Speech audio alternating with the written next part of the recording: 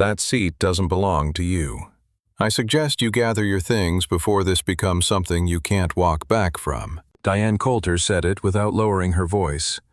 She said it the way people say things when they have never once been told they were wrong. Loud enough for the first 4 rows to hear, certain enough that she didn't feel the need to verify anything before she said it.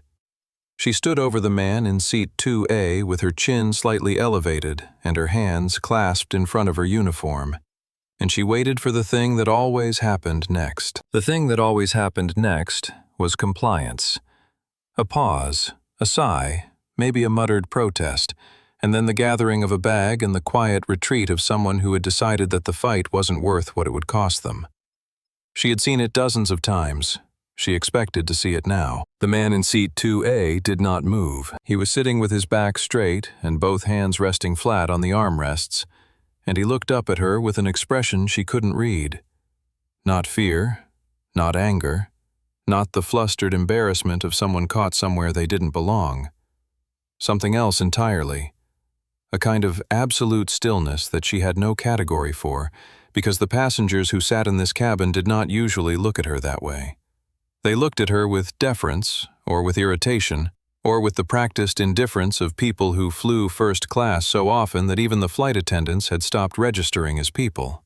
They did not look at her the way this man was looking at her now, as though he had all the time in the world and had already decided how this was going to end. He reached down without hurry and lifted his boarding pass from the tray table. He placed it face up on the flat surface where she could not miss it without actively choosing to look away.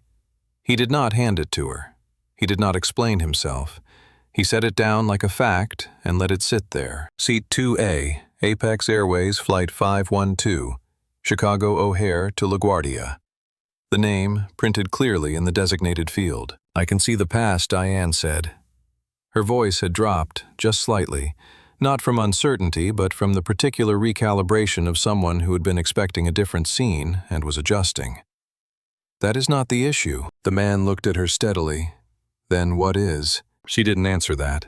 The cabin of Apex Airways Flight 512 was still in the middle of boarding at 9:31 in the morning. Overhead bins were being opened and closed with the rhythmic percussion of a flight that was running more or less on schedule. Passengers moved down the aisle in their unhurried single file, phones out, bags jostling the quiet negotiations of people arranging themselves into the spaces assigned to them. The first-class section, 6 rows, 2 seats per row on each side, leather headrests, and the faint smell of the warm towels that had already been delivered, was half full. The other half was arriving. Diane Coulter had been the senior flight attendant on this route for 7 years. She knew the cabin the way a person knows their own living room, by instinct, by feel, by the accumulated pattern of 10,000 mornings that had each looked more or less like this one. She had walked this aisle during the pre-boarding check, and she had noted the man in 2A the way she noted anything that didn't fit the pattern she carried in her head. Canvas carry-on bag in the overhead. Navy Henley, clean but not pressed. White sneakers with some miles on them. A laptop case, older than the plane he was sitting in. None of this was a rule. None of this was policy. There was no written standard at Apex Airways that said the passengers of first class were required to present themselves in a particular way, because there was no airline in the country that would put such a standard in writing. But Diane Coulter had her own standard refined over 14 years in this industry, and the man in seat 2A did not meet it. Not because of anything he had done, because of the picture he made sitting there in those jeans with that canvas bag, in a seat that cost what that seat cost. She had made a mental note. The mental note had followed her through the rest of the pre-boarding walk, and was still following her now. Brett Owens, the cabin supervisor, was at the forward galley when Diane passed him on her way back from the check. She gave him a look. He followed her eyes to row 2. He nodded once. Between them, after 7 years on the same routes, the entire exchange required no words. Behind Diane, 2 rows back, a woman named Elena Vargas was completing her safety equipment check in the aft section. Elena had been with Apex for 2 years and was good at her job in the quiet, thorough way of someone who took the job seriously without needing anyone else to notice. She walked the cabin briefly, part of her routine, And she noticed the man in seat 2A because she noticed his boarding pass sitting face up on the tray table, with the seat number clearly visible. She noticed Diane glancing at the same row.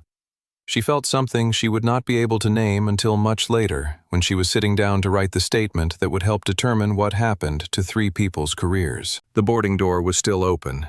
The jet bridge was still busy with arriving passengers. And somewhere on the jet bridge, moving with the unhurried authority of a woman who expected the world to arrange itself around her arrival, Margaret Holloway was 90 seconds from entering the cabin. She did not know the man sitting in seat 2A.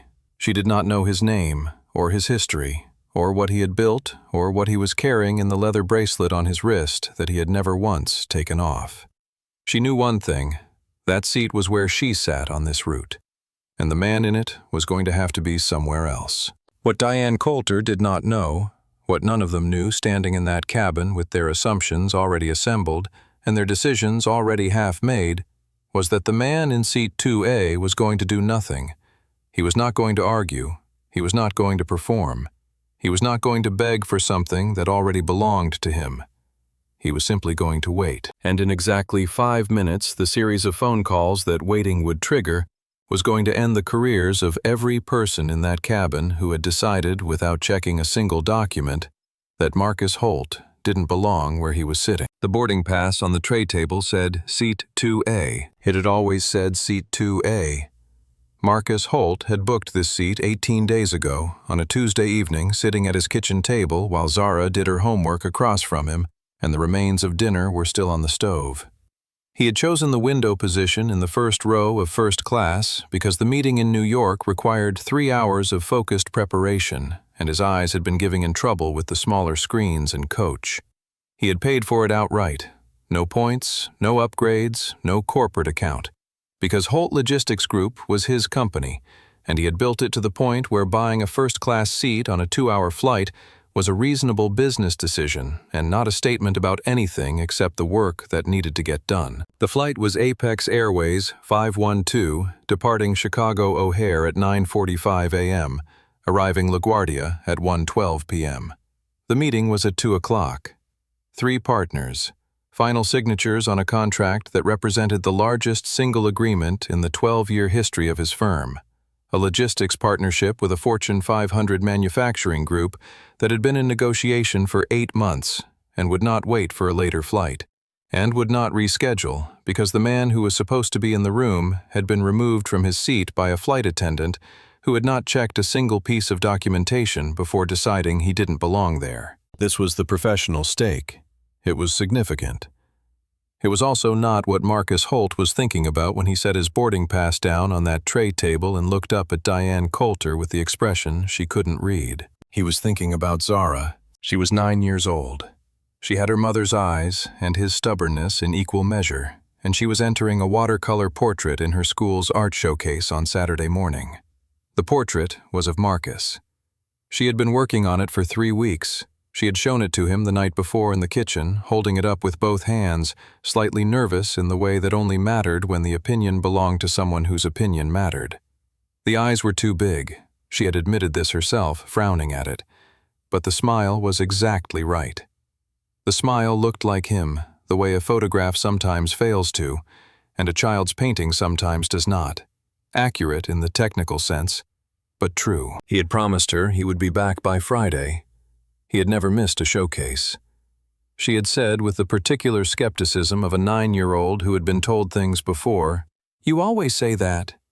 He had said, "And I've always been right." She had not argued, which was how he knew she believed him. He intended to keep that promise. He intended to make the meeting, complete the contract, take the next available flight back to Chicago, and be sitting in the 3rd row of his daughter's school gymnasium on Saturday morning when her painting was placed on the easel. All of that was still possible. The morning had created a complication, not a conclusion. What Diane Coulter did not understand, standing over seat 2A with her 14 years of certainty and her roster of unchallenged decisions, was what she was actually dealing with. She thought she was dealing with a passenger who didn't belong and needed to be redirected.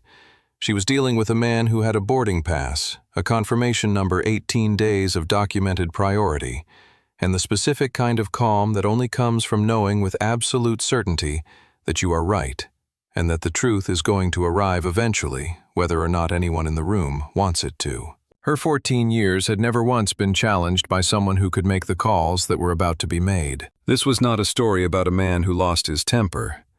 It was a story about a man who didn't. About a man who stayed in his seat, kept his voice level, and waited for the facts to do what facts do when you stop getting in their way. About what happens when the system that was supposed to protect a passenger is turned against him, and about what happens when the people with the power to correct it finally look at the manifest, and about what the words on that manifest said. Every one of them. Before we go any further, drop a comment right now and tell us where you're watching from. We want to know. And if you have ever walked into a room, a store, an office, an airplane, anywhere, and felt someone decide who you were before you said a single word, before you showed a single document, before you did anything except exist in a space they had decided wasn't for you, this story is for you. Marcus Holt did not raise his voice that morning. He did not make a scene. He did not beg. What he did was something much harder and much more powerful, and we are going to show you exactly how it played out. Hit subscribe if you haven't already. Share this with someone who needs to hear it. And stay with us, because what happens in the next few minutes is going to change everything. 25 minutes earlier, Marcus Holt had been standing at gate B-22 with his carry-on at his feet and his phone in his hand waiting for the priority boarding announcement, the same way he waited for most things, without impatience, without performance, with the specific quality of attention that belonged to a man who understood that rushing a process that always ended the same way was a waste of energy he could use somewhere else. He was 44 years old. He was black. He was wearing dark jeans, a navy Henley that was clean but had not been pressed because he did not press Henleys, and white sneakers that had been through enough to show it. His carry-on was canvas, a bag he had carried for 6 years and had no plans to replace because it held what it needed to hold and did not require his attention. His laptop case was older. He had bought it the year he signed his second contract when Holt Logistics was still 3 people and a leased office above a printing shop on the west side of Chicago, and he had never found a reason to buy a different one. There was no watch on his wrist worth mentioning. There was a thin leather bracelet, worn smooth at the edges, woven in the particular imprecise pattern of something made by hands that were still learning how. Zara had made it at summer camp the previous July. She had presented it to him over breakfast the morning she got back, holding it out with both hands and a gravity that suggested this was important, that he should understand the stakes. He had put it on immediately in front of her and had not taken it off since. Not once. He looked, standing at gate B-22, like a man who fixed things for a living. In a way, he did. Holt Logistics Group had been incorporated 12 years ago with a single trucking contract, $4,000 in startup capital, and the specific conviction of a man who had spent 3 years working inside a logistics operation that was being run badly and believed he could run it better. He had been right. The first contract had led to a second, and the second had led to a restructuring proposal for a mid-sized manufacturer in the suburbs that had saved them 11% of their annual distribution costs, and that had led to the thing that Holt Logistics actually was now. A consulting firm that managed supply chain operations for companies that were too smart to keep doing it wrong and too busy to figure out how to do it right. He had 43 employees. He had 4 anchor clients and 1 prospect who is currently deciding whether to become his 5th. The Fortune 500 manufacturing group, whose final partnership terms were the subject of the 2 p.m. meeting in New York, that was the reason Seat 2A existed in his day. The contract, if signed, would be the largest in his company's history. It had been in negotiation for 8 months. The partners on the other side of the table did not reschedule. None of this was visible at gate B-22. None of it was meant to be. Marcus had learned a long time ago that the most efficient way to move through the world was without announcing yourself. Not because he was ashamed of what he had built, he was not and had never been, but because he had found over the course of 44 years and every room that had tried to make him feel otherwise, that the people who needed to announce themselves were usually the ones who weren't sure the announcement would be believed. He knew what he had built. He didn't need it printed on his chest to know it. The gate at B-22 was busy. The morning rush was still moving through O'Hare with its usual energy, rolling bags and coffee cups, and the particular focused urgency of people who were trying to get from one place to another without anything going wrong. The priority boarding lane had a short line.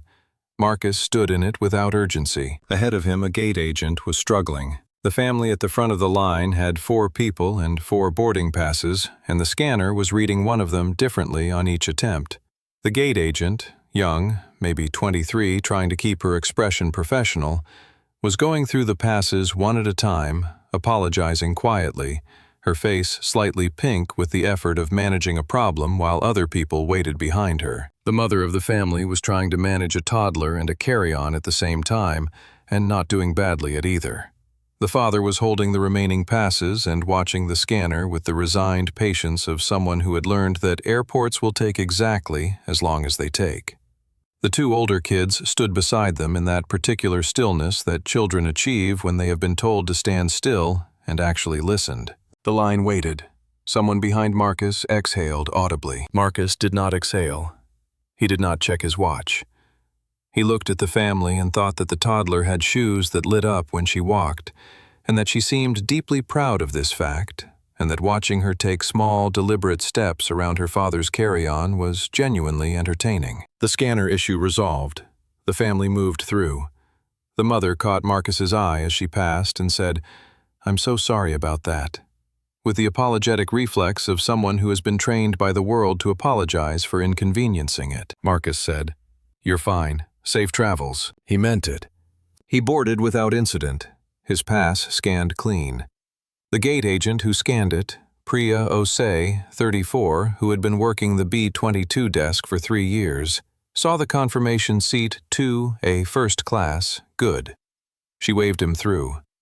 She would remember this moment later specifically and precisely, because it turned out to be the moment that mattered most. He found seat 2A without help. He stowed his bag in the overhead compartment, settled into the seat, and arranged himself the way he always did on flights where he needed to work.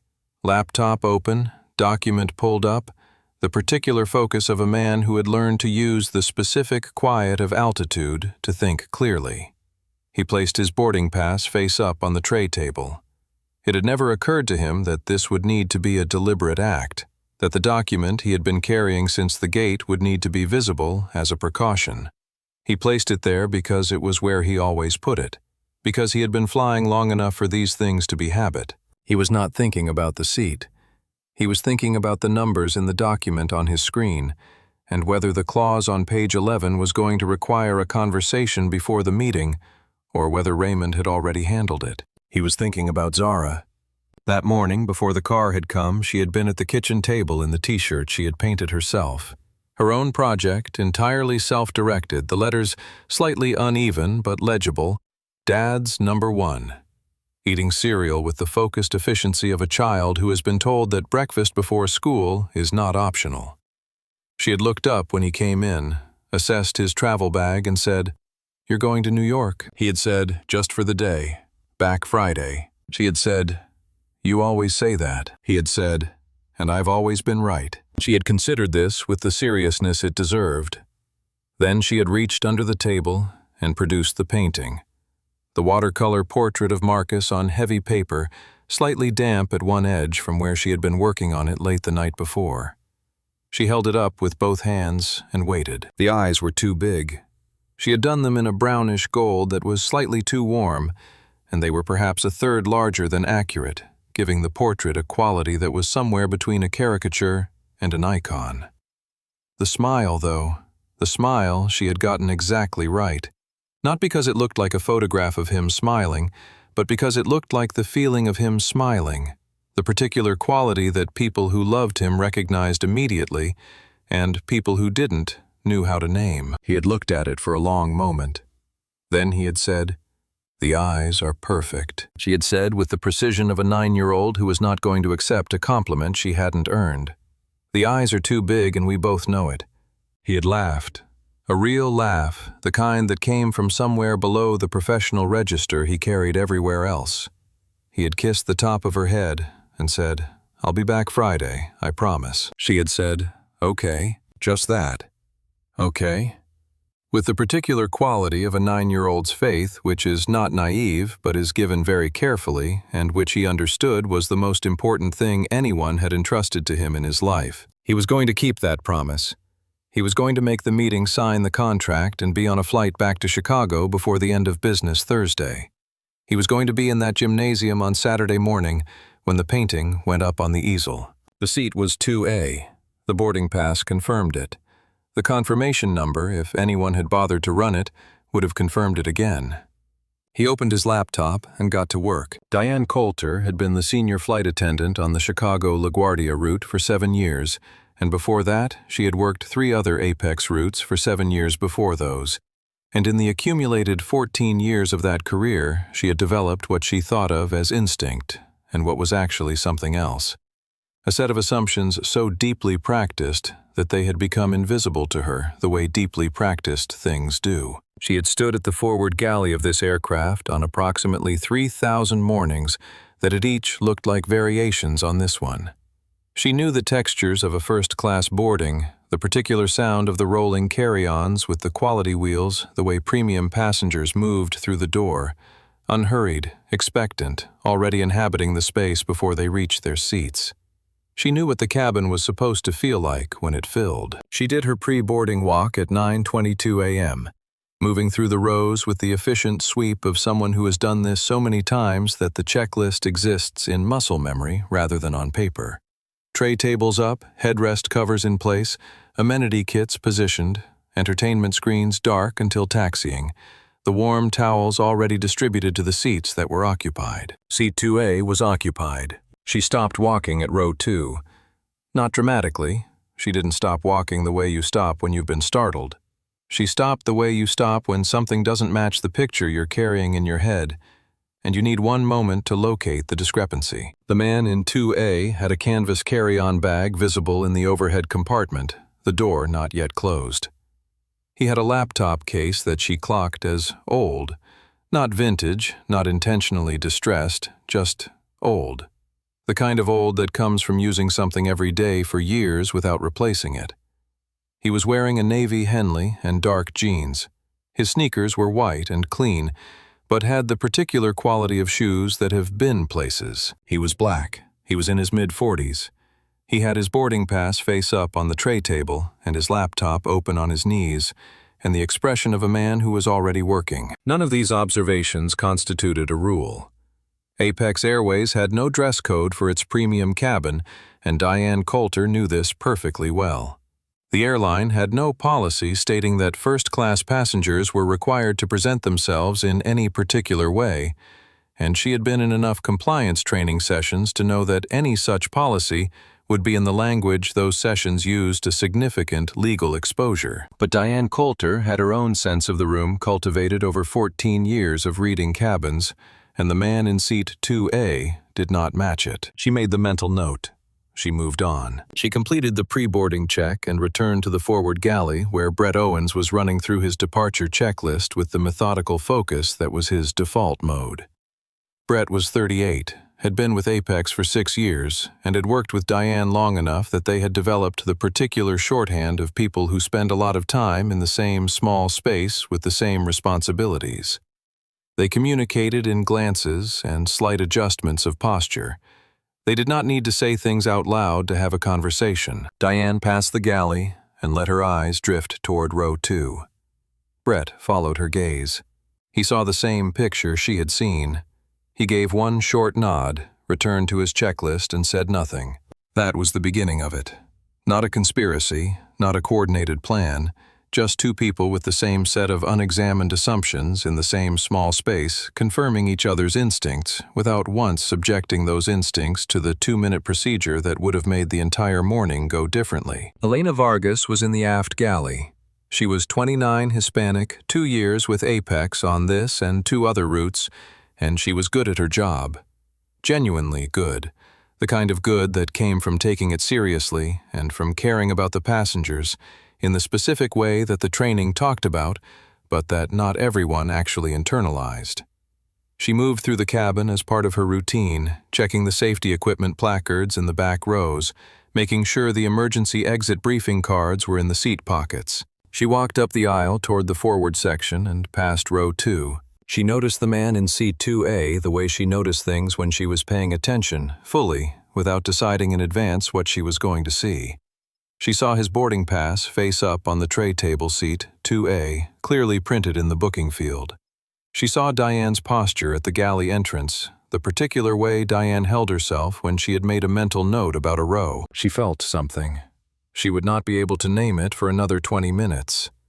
Later in the statement she wrote she would describe it as the moment she knew something was wrong and chose not to say so, and that the not saying was a decision she had made even though it had not felt like making a decision at the time. It had felt like stepping back from something that wasn't her business. That she would write was the mistake. Elena returned to the aft galley. She completed her equipment check. She kept the feeling where she had put it unnamed and moved on. The jet bridge was busy now.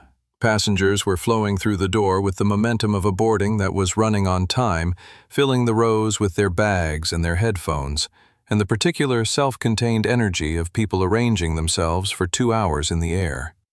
The first-class cabin filled from the front, 1A and 1B first, then 2B, then the middle rows.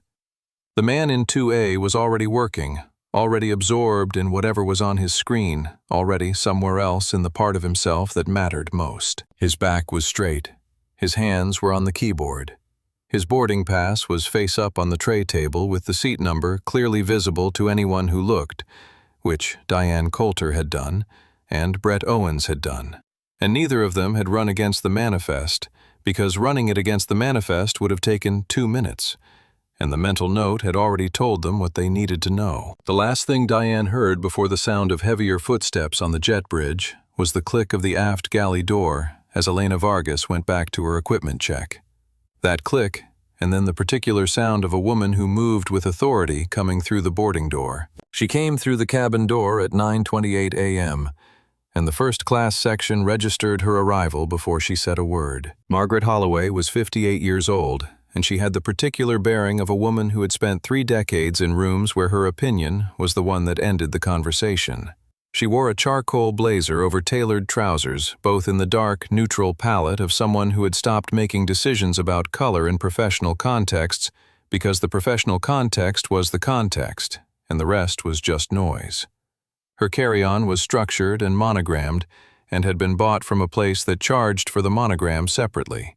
She moved without hurry and without apology, and with the complete absence of self-consciousness that belonged to a person who had not needed to wonder in a very long time whether she belonged where she was going. She had been flying Apex Airways' Chicago-LaGuardia route for 6 years.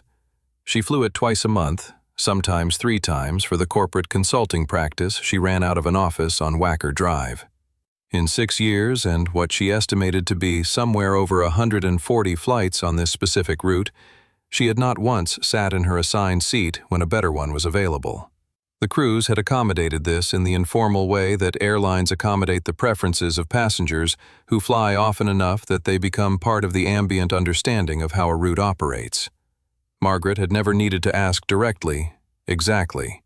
She had simply walked past the section that appeared on her boarding pass and positioned herself in the section she preferred, and the crew had arranged the rest. Her boarding pass said 4C, business class, window seat, left side of the aircraft. She had not sat in business class in 4 years. She nodded to Diane at the cabin door when she entered, the nod of someone acknowledging a person who was part of a familiar system, and she moved directly toward row 2. She stopped. The man in seat 2A had a laptop open and was not looking at her. He was looking at his screen. He had a boarding pass visible on the tray table and a canvas bag in the overhead bin, and the complete self-containment of a person who had settled into a space and had no awareness or no interest in being unsettled. Margaret looked at him the way a person looks at a chair they were about to sit in that someone else is sitting in. Not anger, not yet, and possibly not ever exactly anger. Something closer to inconvenience, which in her experience was usually temporary. She turned and looked at Diane, who was 3 steps away at the cabin door. She did not say anything. She didn't need to. She simply stood in the aisle with her carry-on at her feet and her expression asking a question that she fully expected to have answered, because in 6 years and over 140 flights, the question had always been answered. Diane moved immediately. This was the beat that defined the next 40 minutes. Diane did not hesitate. She did not look at Marcus's boarding pass again. She had already seen it once and made her assessment. She did not pull up the manifest on her tablet, which was in the forward galley, and would have taken less than 2 minutes. She did not ask Margaret to show her boarding pass, or ask where her assigned seat was, or ask any question that would have required a document. She saw Margaret waiting in the aisle, and she walked toward row 2, not because she was corrupt, not because she was motivated by something she would have named as prejudice if someone had used that word to her face. Because the pattern was familiar passenger in a seat, preferred passenger without a seat, the gap between them to be managed efficiently. She had managed this gap before. She managed it now, the same way she had managed it before, without once stopping to ask whether the process she was running was the right one. Margaret, turning slightly toward the man sitting in 1A, a businessman in his 50s who had been on this route enough times to know when to keep his eyes on his phone, said it in a voice that was not quite private. "I don't know who that man is or how he ended up here, but I haven't sat in business class in 4 years, and I'm certainly not starting today." She said it in the particular register of a person making a statement to the room rather than to a specific listener. The tone of someone who was accustomed to the room rearranging itself around their preferences and was providing narration to the process. Marcus Holt heard it. He was 3 feet away in the seat she was talking about, and the ambient noise of a boarding aircraft had not yet built to the level that would have covered a voice pitched at that volume. He heard every word. He turned his head and looked at Margaret Holloway directly for the first time. His expression did not change. He looked at her the way you look at a statement of fact that you have heard before. Not surprised by it, not destroyed by it, not inclined to let it go, but not going to perform a response to it either. He looked at her the way a man looks at a thing when he is deciding what the thing is worth, and has decided that it is not worth his voice. Not yet. He turned back to face forward. He looked at his screen. His hands returned to the keyboard and stayed there, steady and still, while Diane arrived at the side of seat 2A to do the thing she had already decided to do before she took a single step toward him. Diane stopped beside seat 2A and introduced herself the way she always introduced herself when she needed something from a passenger, with a smile that was professional and warm and contained no actual warmth. "Sir, I think there may be some confusion about your booking. Could I take a look at your boarding pass?" Marcus closed his laptop halfway. He did not pick up the boarding pass. He held it up, held it the way you hold something when you want it to be read without being touched, when you need the information to be received without the object changing hands.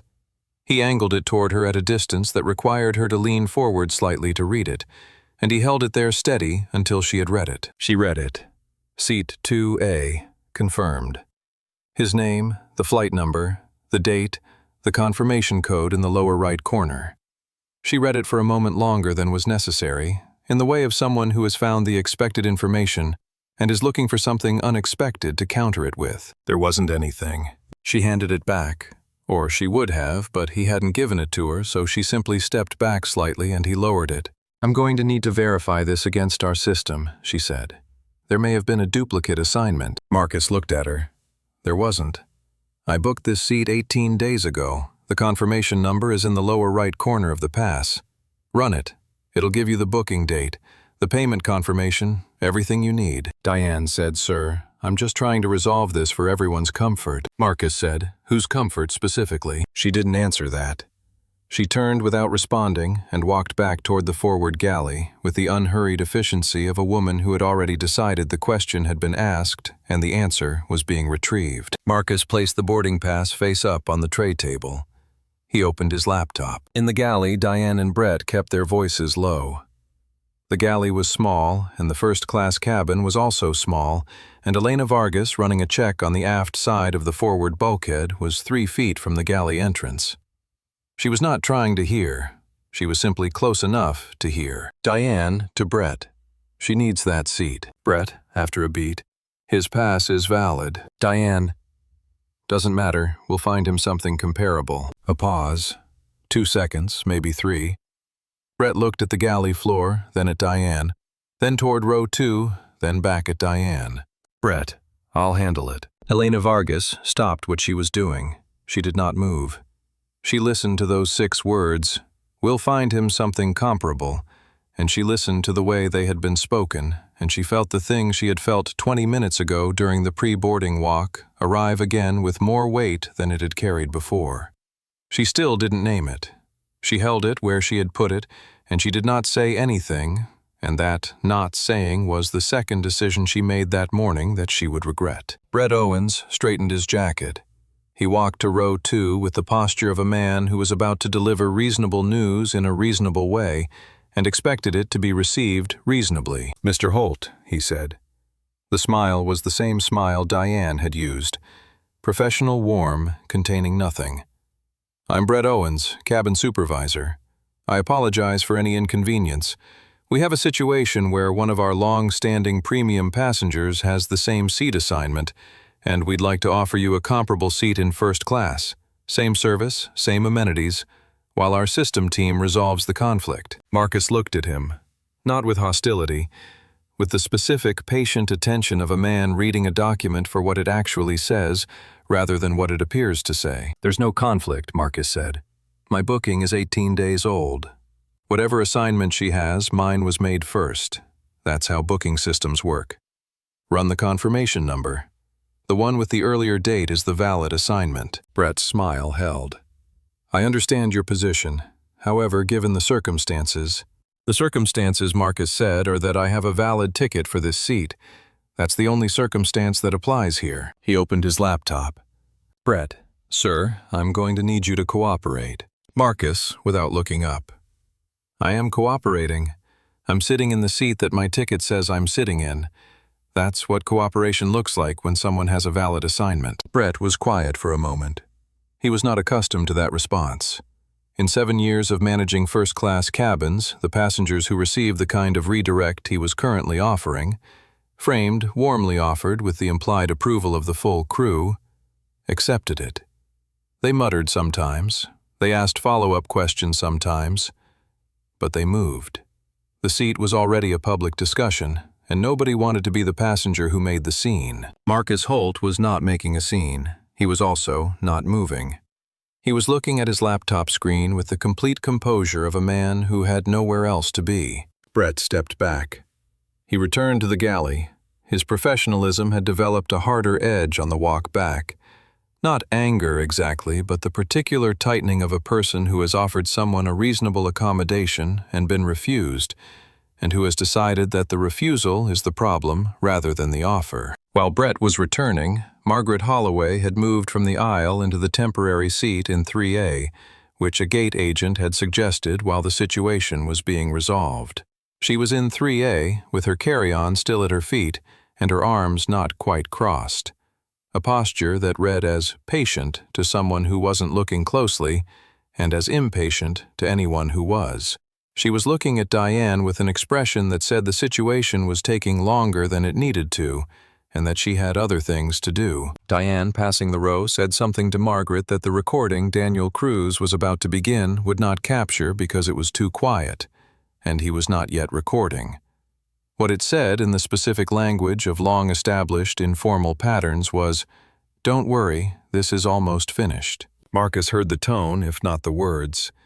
He turned back to his screen. His hands on the keyboard were completely still. Brett came back from the galley with a different quality in his posture. The professional warmth was still there. He had not been in this business for 7 years without learning how to maintain the surface. But underneath it, something had hardened into a different shape. The shape of a person who has decided that being reasonable has been tried, and that the next step is being firm. Margaret Holloway in 3A had said something while Brett was in the galley. She had said it to the woman across the aisle from her, a passenger she did not know who had just settled into her seat and was organizing her carry-on items with the focused efficiency of someone who had a specific system. And she had said it at the volume of a person who understood that being overheard was not accidental. I have a board meeting I cannot be late for. Why is this man still in that seat? Someone needs to handle this. The word handle landed in the cabin like an assignment. Brett picked up the internal phone in the galley and made a call to the gate desk. His voice was low, and his back was toward the cabin. Elena Vargas, still in the forward area, watched him dial. She watched the particular efficiency of his movements, the efficiency of someone executing a plan that had already been made, rather than someone working through a problem in real time. The call lasted 45 seconds. Brett set the phone down and walked back toward row 2. He stood at the end of the row. His tone was lower this time, the particular register of a voice that has decided to be confidential, as if the privacy of the communication were a courtesy being extended to the person on the receiving end. Mr. Holt, I've spoken with our gate team. I want to make sure you understand that we take your booking seriously. However, given the circumstances, I'm going to ask you one more time to move to seat 3A while this is verified through proper channels. We'll have answers before departure. Marcus closed his laptop fully. He set it on the seat beside him. He looked at Brett with the specific, unhurried attention of a man who intends to be heard completely. No, he said. Brett was quiet. No, Marcus said again. I'm not moving to a different seat while you determine whether my valid confirmed booking belongs to me. If Apex Airways has an administrative problem, Apex Airways needs to solve it. I'm not going to sit somewhere else while they do. He picked up his laptop and reopened it. That's not how this works, he said. If I move from this seat, the discussion is over. The airline has what it wants, and the question of whose booking was valid never gets answered. I know how that ends. So, no. I'll be here when you're ready to verify the documentation. Brett straightened. The professional surface had not cracked, but something behind it had set into a different shape. He looked at Diane, who was standing just behind him, and he gave her a small nod that was also a shrug that was also a transfer of the problem upward to someone with more authority. Diane picked up the phone in the forward galley. Marcus did not look toward the galley. He did not need to. He had been in enough rooms where people decided to escalate rather than accept that they were wrong, and he knew the particular sound of a plan being moved to the next stage. He recognized it in the tone of Diane's voice, too quiet to make out words, but not too quiet to read the intent. He recognized it in the way Brett returned to the row, this time accompanied by Diane, the two of them arriving at seat 2A together, as if two people constituted a different argument than one person had. Diane reached past Marcus. She reached past him and took the boarding pass from the tray table. Not quickly, not dramatically, with the practiced efficiency of someone completing a task that had been assigned. Her fingers closed on the corner of the pass, and she lifted it. I'll hold this while we sort out the discrepancy, she said. Marcus looked at her hand. He looked at the boarding pass in it. He looked at Diane. Put it back. His voice had not changed. It was the same voice it had been since she first approached him, even unhurried, carrying neither heat nor apology. But there was something in it now that had not been there before. Something that arrived when a man who has been patient realizes that patience is being read as permission. That's my property, he said. Put it back on the table. A beat. Diane set it back. The exchange lasted 4 seconds. But something in the first-class cabin had shifted. A pressure change, the way the air in a room changes when something that had been invisible becomes visible. The passengers in the first 4 rows had registered what they'd just seen, even the ones who were looking at their phones. The woman in 2B had her head turned slightly toward the row. The man in 1A had gone still in the particular way of someone pretending to read something they are not reading. Margaret Holloway from 3A, loud enough for the middle rows to hear. This is completely unacceptable. I have a meeting to get to, and I'm not going to be held up by someone who clearly doesn't belong in this section. The words went through the forward cabin like a current. Marcus turned his head and looked at Margaret Holloway. This was the second time he had looked at her directly, and it was also, he had decided, the last time he intended to address her at all. I have a boarding pass, he said. A confirmation number, a paid seat assignment booked 18 days ago. If you have the same, then the airline has a legitimate system error, and they need to fix it. If you don't have the same, then you don't have a claim. He turned back to face forward. Those are the facts. The rest of what you said is something else. He did not look at her again. She stared at him, The silence she held in the moment after his response was the loudest thing in the cabin. Elena Vargas from near the aft bulkhead took a step forward. She stopped. Diane was looking at her, not aggressively, not as a threat, but with the particular look of a senior colleague reminding a junior colleague of the natural order of the room. Elena stopped moving.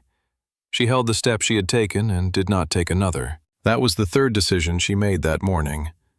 It was still the wrong one. She would say so in writing later. Brett turned to the galley again. He picked up the phone. He dialed a number that was not the gate desk this time. It was the cockpit. Daniel Cruz had been in seat 3B since 9:19 a.m. He was 41 years old, Hispanic, a contractor who specialized in commercial electrical installations, and he had been flying Apex Airways twice a year for 5 years. Always to New York for the industry conference that happened in March, and once more in October for a project review with a client on the East Coast. He had been in first class 3 times total, this being the third, after 2 upgrades that had come through on flights where business class was full. He was not a regular in this cabin, in the way that the man in 1A was a regular, or the way that Margaret Holloway was a regular. He had earned his ticket the way Marcus Holt had earned his by buying it. He was a quiet man in general. Not shy, he ran a team of 12 and had the particular directness of someone who had learned that unclear communication in his industry cost time and money and occasionally safety. But quiet in the sense of not being someone who generated noise in a room. He listened more than he talked. He watched more than he performed. He had been watching the forward row since 9:29 when Diane first appeared at seat 2A, and what he had watched had been accumulating in him the way certain things accumulate. Not as individual incidents, but as a pattern, each exchange adding to the one before it, each small injustice giving the next one more weight than it might have carried alone. He had a daughter. She was 11. She was, in her own opinion, almost a teenager, and in his opinion still his little girl, and on the spectrum between those two positions they had found a middle ground that mostly worked. He thought about her the way he thought about most things that mattered, not continuously, but with a specific clarity whenever the context made her relevant. The context made her relevant now. The man in seat 2A had a boarding pass that was valid. Daniel could see this. He was directly behind the row with a clear sight line to the tray table. He had watched Diane read it. He had watched her hand it back. He had watched her go to the galley and return with Brett. He had watched Brett offer the relocation that was not an offer but an instruction framed as an offer. He had watched Marcus Holt decline clearly and without aggression, twice. And then he had watched Diane reach for the boarding pass. That was the moment. He tilted his phone toward the forward row. He did not announce it. He did not raise the phone up where it would be visible. He angled the screen forward and held it against his knee at the angle that gave him the best line of sight to row 2, and he kept his face looking in approximately the same direction, and he let the recording begin. He captured Diane's hand on the boarding pass. He captured Marcus saying, "Put it back." He captured the beat before she set it down.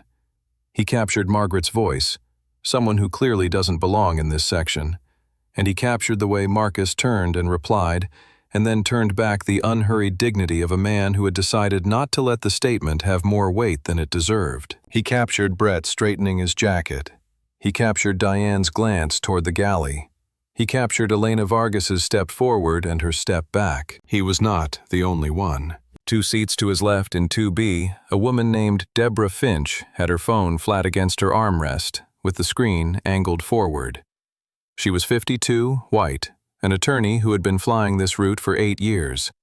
She had watched everything from the moment Diane first appeared beside row 2, and she had spent the last 4 minutes in the particular internal conflict of a person who knows what they're seeing and is deciding what to do about it. Her phone was recording because recording felt like something when doing nothing felt unbearable. In 1A, the man who had been pretending to read was not recording. He was simply sitting with his eyes slightly unfocused, looking at the back of his phone screen, in the state of a person who has decided to be somewhere else while remaining physically present. He would not be able to describe later to his own satisfaction exactly why he had made that choice. Margaret Holloway from 3A was now speaking at a volume that was not quite talking to the room, but was not quite not. People like him don't book seats like this. Someone made an error, and it wasn't Apex. The first-class cabin went very quiet. Not the quiet of emptiness, the quiet of a space where everyone heard something, and everyone was deciding what it meant, and nobody was moving while they decided. Marcus turned. For the first time in the exchange, he turned and looked at Margaret Holloway with full attention. Not performance, not anger. The specific level attention of a man who has decided that the statement just made was not going to go unanswered, because some things said in a room full of people need to be answered in a room full of people, and the answer needs to be a fact. He said, "I booked this seat. I paid for this seat. My name is on the manifest. Those are facts. Everything else you just said is something else entirely." He turned back to face forward. He did not look at her again. Margaret's face shifted in a way that was complicated. Surprise and something underneath surprise that was harder to name, the expression of a person who had said a thing they were accustomed to saying in rooms where it was not answered, and had just had it answered. Daniel Cruz in 3B had 4 minutes and 12 seconds of footage. The angle was clean. The audio was clear. He looked at the recording.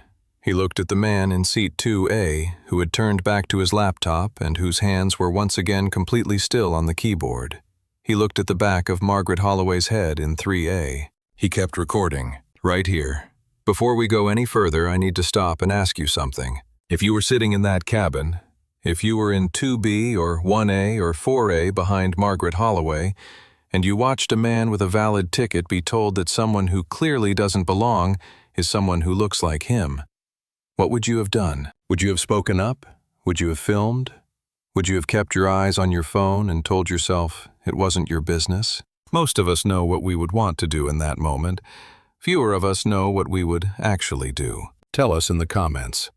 Because what happens in the next few minutes, the moment that changes everything, depends entirely on the fact that one person in that cabin didn't look away. Subscribe if you're still with us.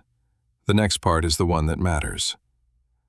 Captain Roy Fallon had spent 26 years in the air and had learned to trust his crew the way he trusted his instruments without second-guessing, without delay, with the particular confidence that comes from understanding that hesitation at the wrong moment costs more than the mistake it was trying to prevent. He was 57 years old, gray-haired, with the measured bearing of a man whose authority had been so thoroughly confirmed by so many years of experience that he no longer needed to assert it.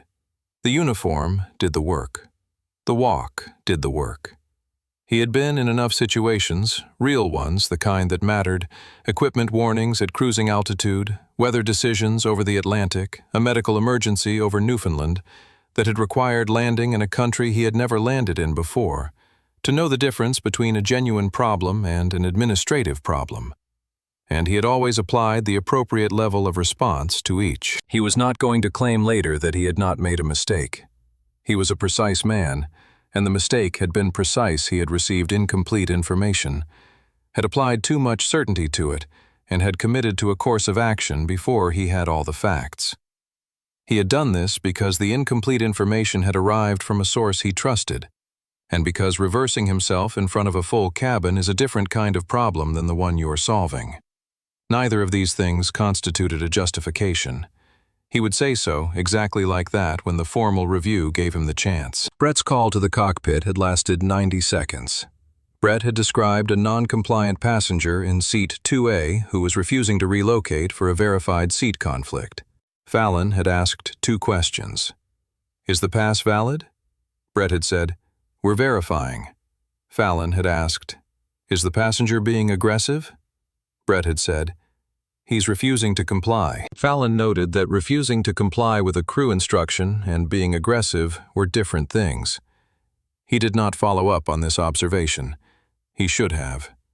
He came out of the cockpit. He moved through the forward galley with the ease of a man who did not need to announce himself. The first-class cabin registered his arrival the way it always registered his arrival.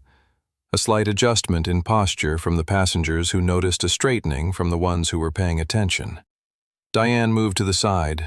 Brett positioned himself near the galley entrance. Margaret Holloway, still in 3A, sat up slightly. Fallon stopped at row 2. "Mr. Holt," he said. His voice was even, the voice of a man who used authority as a tool and not as a weapon. "I'm Captain Fallon. I've been briefed on the situation, and I want to resolve this before we push back. I'm going to ask you, one more time, to move to an alternate seat in this cabin while our ground team verifies the booking details." Marcus looked up from his laptop. He met Fallon's eyes. "One more time," Marcus said, not echoing it, noting it, as if I've already been unreasonable a dozen times and this is a final courtesy. Fallon did not respond to that directly. "Captain Marcus said I've shown my boarding pass to 2 members of your crew. The seat assignment is valid. The confirmation number is on the pass. I asked both of them to run it against the manifest. Neither one did that in front of me. I'm not going to move from a seat I paid for because it's more convenient for the airline to ask me to absorb the cost of their process while they figure out what they should have confirmed before this became a conversation." "Fallon, I understand your position, but I have a responsibility to the safety and comfort of everyone on this aircraft, and this situation is creating a disruption." Marcus closed his laptop fully and set it on the seat beside him. "Verifying a seat assignment takes less than 2 minutes, he said. "If you pull up the manifest right now, you will see my name on seat 2A with a booking date of 18 days ago. That's not a disruption, that's a resolution. The disruption is that your crew is choosing not to do that." He was not raising his voice. He was not leaning forward. He delivered each sentence the way you deliver facts, without decoration, without apology, with the specific weight that comes from knowing you are right and not needing anyone else to confirm it. Fallon looked at him for a long moment. 26 years had given him many things. They had given him the ability to read a room at 35,000 feet, to sense the difference between a passenger who was a genuine risk and a passenger who was a problem of management's making. In this moment, looking at the man in seat 2A, a man sitting quietly with his hands in his lap, who had not raised his voice once in the preceding 12 minutes, who was making a specific and documentable argument with specific and documentable evidence. He registered something. The something registered, and then it was overridden by the 26 years. He had already committed to this in the galley before he came out. He had told Brett he was going to handle it. Reversing himself now, in front of a full cabin, in front of Diane and Brett and Margaret, and the passengers in the first 4 rows who were listening to everything, felt like a different kind of problem than the one he had come out here to solve. He chose the wrong problem. He would know this by the end of the day. "Mr. Holt," he said. The formality of his voice was complete now. Not warm, not hostile, simply official. "I am the commanding officer of this aircraft. I am formally requesting that you move to the seat my crew has indicated. If you refuse, I will have no choice but to contact airport security." Marcus looked at him. "Then contact them," he said, "because I'm not leaving this seat." The cabin was very quiet. Daniel Cruz in 3B adjusted his phone angle by 3 degrees. He had everything. He kept recording. Elena Vargas was standing near the aft bulkhead entrance. She had heard every word. She was watching Fallon's face when Marcus gave his answer, and she saw what crossed it. Not anger, not certainty, but the specific expression of a man who is committed to a direction and is now going to follow it because the cost of turning back seems higher than the cost of going forward. It was not the right calculation. She knew this. She opened her mouth. Diane looked at her. The look was not a threat. It was the look of a senior colleague reminding a junior colleague that the hierarchy had been established, and that what was happening had been decided by people above Elena's position in it, and that the moment for different input had passed. Elena closed her mouth. The third decision. Still wrong. Fallon returned to the cockpit. He picked up his radio. 4 minutes later, the sound of footsteps came through the jet bridge. The 2 airport security officers who came through the jet bridge door were professionals in the particular way of people who have been called into dozens of situations exactly like this one. They moved with the practiced neutrality of people who had learned that the fastest way through a cabin dispute was not to have opinions about it, but to execute the instruction they had been given clearly and without drama. They stopped at the galley entrance. Diane gave them a summary. It lasted 45 seconds. In those 45 seconds, she described a passenger in 2A who had refused multiple crew instructions to relocate for a verified seat conflict and who was now blocking the departure of the aircraft. She did not mention that the seat conflict had not been verified. She did not mention that she had read the boarding pass herself and confirmed it was valid. She did not mention that neither she nor Brett had run the confirmation number against the manifest before the first approach to the passenger, or the second, or at any point in the preceding 15 minutes. The officers listened. They nodded.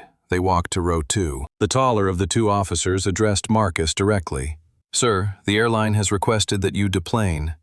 We're going to need you to come with us." Marcus looked at the officer.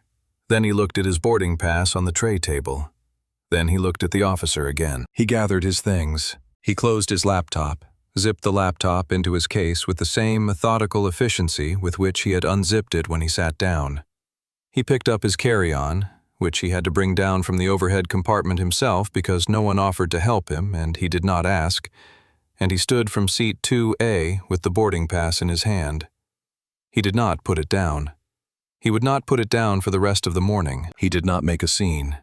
He did not raise his voice or look around the cabin for allies or say anything to the other passengers about what was happening. He did not perform outrage for the rows that were watching him, and they were watching him. The woman in 2B with her phone still recording Daniel Cruz in 3B with his. The man in 1A who had finally stopped pretending to read and was watching with his hands flat on his knees.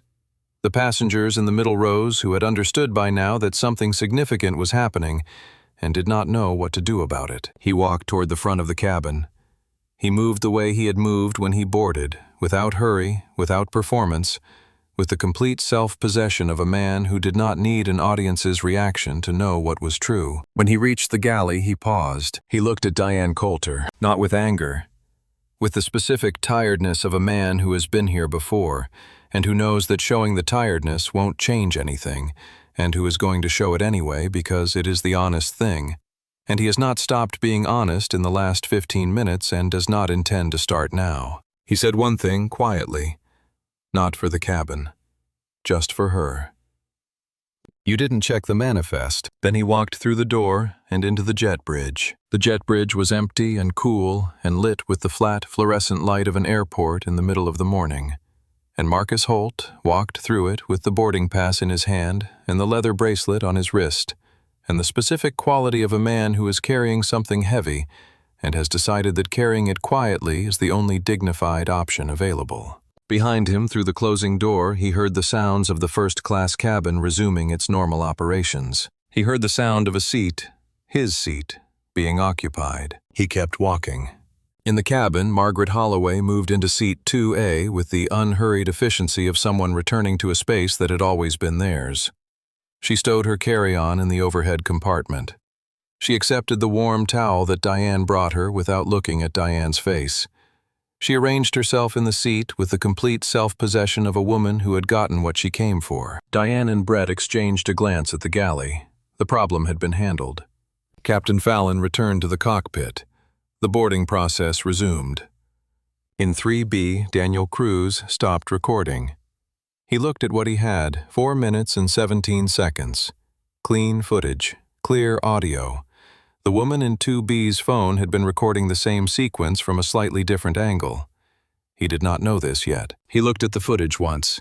He looked at his phone's share interface. He typed one line of text. Watched a black man with a valid first-class ticket get escorted off a plane this morning so a white woman could take his seat. Crew didn't check a single document. Flight 512, Apex Airways O'Hare. You decide. He posted it at 9:47 a.m., 2 minutes after the scheduled departure time. He put his phone face down on his knee and looked at the empty seat 2A. He thought about his daughter.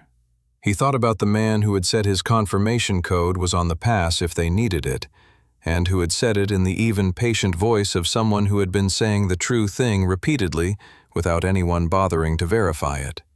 He thought about what it felt like to sit in a seat you had paid for and be asked to leave it by people who hadn't checked a single piece of paper before deciding your seat wasn't yours. He thought about his daughter, 11 years old, almost a teenager, still his little girl, and what he would want someone to do if that ever happened to her. He had already done it. He left his phone face down, standing at the Apex customer service counter in Terminal C with his boarding pass still in his hand and his phone already ringing on the other end of the first call. Marcus Holt did not think about what had just happened. He thought about what had happened before. This was not a choice. It was the way certain things work. The present rubs against a surface, and the friction produces heat, and the heat finds the place where the same heat has been before. He was 26 years old. He had been in Chicago for 3 years working in the operations department of a regional distribution company called Meridian Logistics, learning the insides of a business that was being run badly in ways that were specific and correctable, and that no one with the authority to correct them seemed interested in doing. He had been making careful notes. He had been building a plan. He had just signed his first independent contract. A small one, a regional trucking company that needed a 3-month supply chain review that he had proposed on his own time and his own letterhead, which was at that point a Word document template with his name and a Gmail address. 6 months of networking, 4 meetings, 1 proposal, and a contract that was worth $11,000 and represented the possibility of everything that came after it. He had flown to Memphis to sign it. He had flown home with the signed copy in his laptop case and the specific rare quality of lightness that comes from having done something that required a long time of not knowing whether it would work. He was sitting in business class. He had used his last accumulated miles for the upgrade because he wanted to call his mother from a seat where he could hear himself think, and because it was the kind of thing you did when you had just signed your first contract, and the world felt for that specific afternoon like a place where the things you worked for were going to happen. The flight attendant was named Carol. Her name tag said so, and she was the person who had welcomed him aboard and shown him to his seat and had returned twice since then, once to take his drink order and once to bring the drink he had ordered. The third time she came, she did not bring anything. She stopped beside his seat and said in a pleasant voice that contained a specific kind of puzzlement, "Sir, I just want to make sure you're in the right place. Can I see your boarding pass?" Marcus showed it to her. Business class confirmed his name, his seat number. She looked at it. "Okay," she said. "Thank you." She went back toward the galley. 15 minutes later, she was back. "I'm sorry to bother you again. Our system shows some inconsistency with your seat assignment. Can I see the pass one more time?" He showed it again. She looked at it again. He watched her read it with the particular attention of someone looking for something specific and not finding it, and looking again. "I think there may have been an error in our upgrade allocation," she said. "The upgrade went through 2 days ago," Marcus said. "The confirmation email has the seat assignment. I can show you." "That's okay," she said. "I'll have our system team look into it." She went back to the galley. She came back a third time. "I'm so sorry about this. Are you certain this is the seat you were assigned? Sometimes the upgrade system allocates incorrectly and—" "This is my seat," Marcus said. "The confirmation is in my email. The boarding pass says seat 4B. I'm in seat 4B. She smiled, pleasantly warmly with all the surface of professionalism intact. "Of course. Thank you for your patience." She went away and did not come back. The man in the seat across the aisle had been a passenger in his 60s, white in a suit that had cost what suits cost when you buy them from the right place. He had his reading glasses on and a newspaper folded to the crossword, and the bearing of a man who had been in this seat on this route enough times not to find anything about it remarkable. He had been there for all 3 interactions. He had not said anything until the flight attendant walked away the 3rd time. Then he lowered his newspaper and looked at Marcus across the aisle. "She does that," he said. "Without preamble, without explanation. Just that." Marcus looked at him. "She does it to anyone who doesn't look like she thinks you should look," the man said. "Don't take it personally. I've watched her do it 4 times in the last year on this route alone." Marcus said, "How do you take it then?" The man considered this. He picked up his pen and looked at the crossword. "Depends on whether you need the energy for something more important," he said. He filled in a word. "I'd guess you do." Marcus did not respond to that. He looked out the window at the sky over Tennessee, bright and enormous and indifferent to everything happening below it, the way skies are.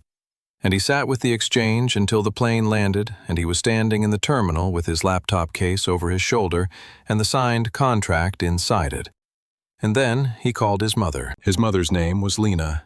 She was 58 at the time, and she had been cleaning houses since Marcus was 7, and she had watched him navigate every room he had ever been in with the particular attention of a woman who knew exactly how the rooms were arranged and what they did to the people who walked into them without the right kind of preparation. He told her what had happened on the flight. He told her about the flight attendant and the 3 interactions, and what the man across the aisle had said. He told it accurately without editorializing because that was how he talked to his mother about things that required her to understand them clearly. She listened. When he was finished, she was quiet for a moment. Then she said, "Baby, there's going to be a version of that story for every single stage of your life. The question isn't how you stop it.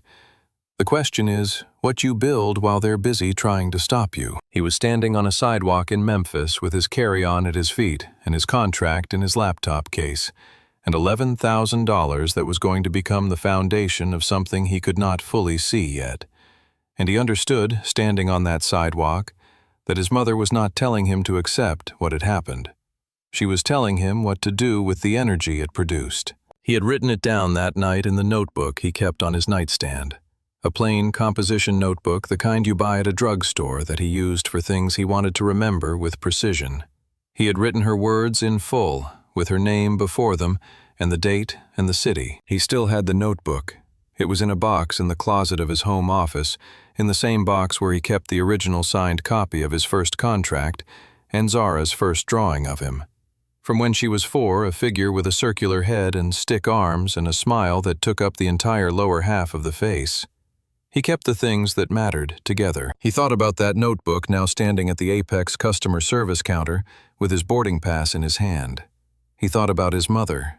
He thought about the flight to Memphis and the contract in his laptop case, and the 18 years of building that had happened between that afternoon and this one. The energy the morning had produced was considerable. He had a use for it. His phone connected. Raymond Okafor picked up before the second ring. Raymond was already talking, organizing, adjusting the particular efficient energy of a man who had been Marcus Holt's COO for 6 years, and whose first response to any information Marcus gave him was to begin solving the problem it presented. Marcus let him talk. Raymond would reach the end of the solving and then listen. While Raymond talked, Marcus thought about the bank. He was 31. Holt Logistics had been incorporated for 3 years.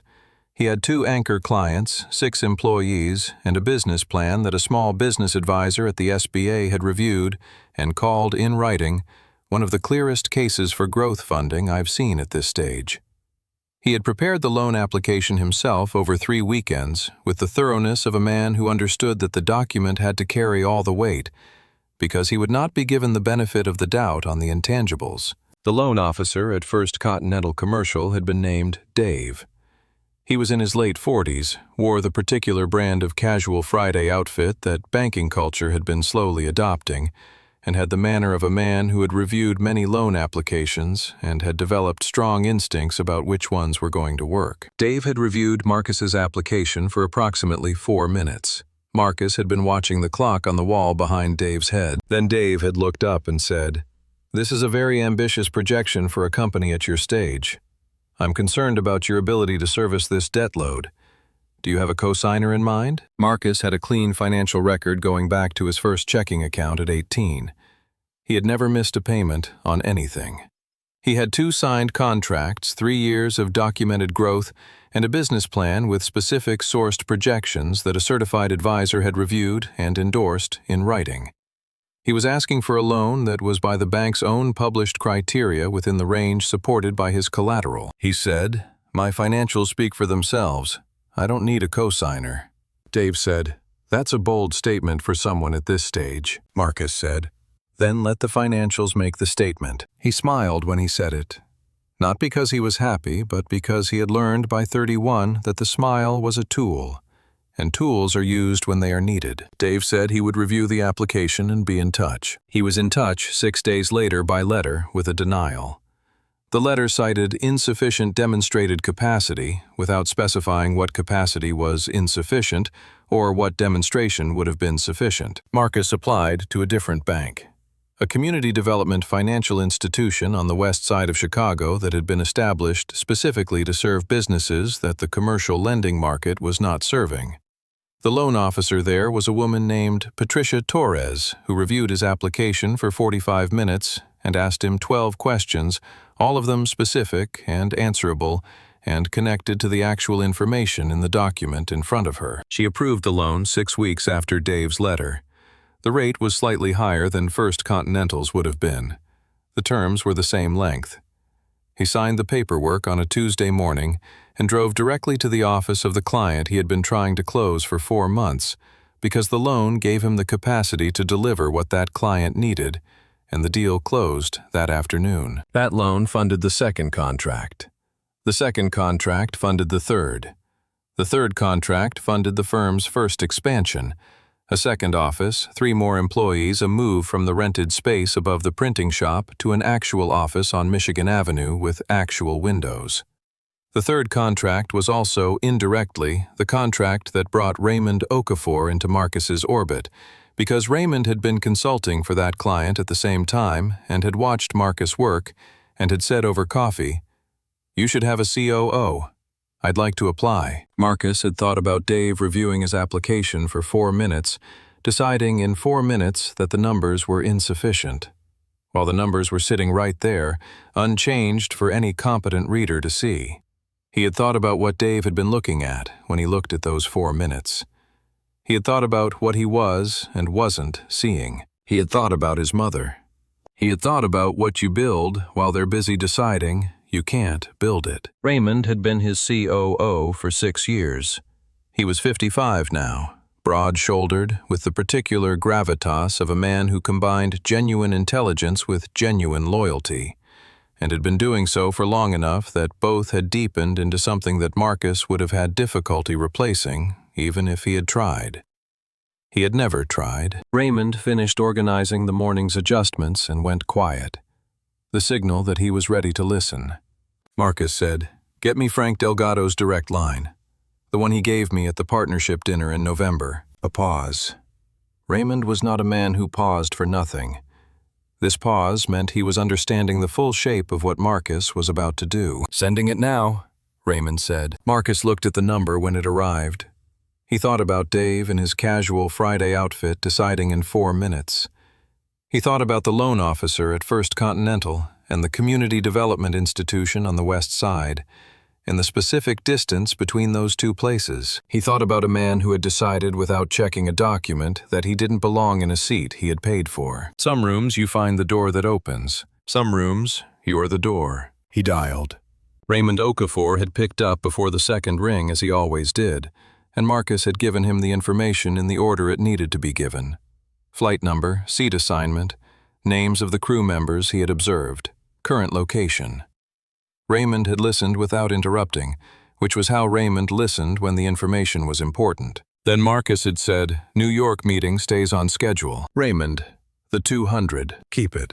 I'll be there." A pause that Raymond was entitled to, having heard the full account of what had just happened. How? Next available flight. Or the one after. But the meeting stays. Raymond said, "What do you need from me first?" Frank Delgado's direct line. The partnership dinner in November. Another pause, different in quality from the first. Raymond was a man who understood implications without having them spelled out, and the implication of Frank Delgado's direct line was clear enough to require a moment's worth of understanding before the response. Sending it now. The line stayed open while Marcus waited for the number to arrive. He stood at the Apex customer service counter with his carry-on at his feet and his laptop case over his shoulder, and through the floor-to-ceiling windows beside the gate, he could see the aircraft still at the jet bridge, still connected to the terminal by the accordion fold walkway, its door not yet sealed. "Raymond," he said. "Still here. The meeting in New York.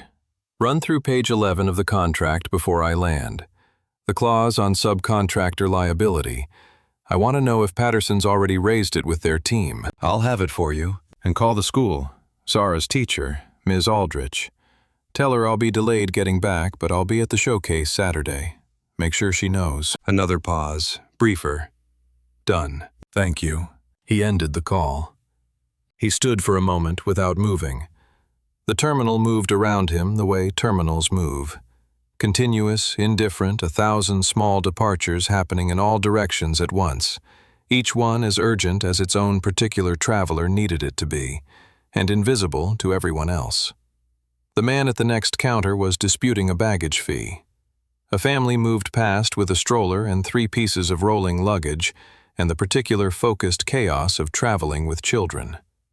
Somewhere toward the end of the terminal, a flight was boarding, and the overhead announcement was the same announcement it had always been. He looked at the number Raymond had sent. Frank Delgado was the senior vice president of corporate partnerships at Apex Airways.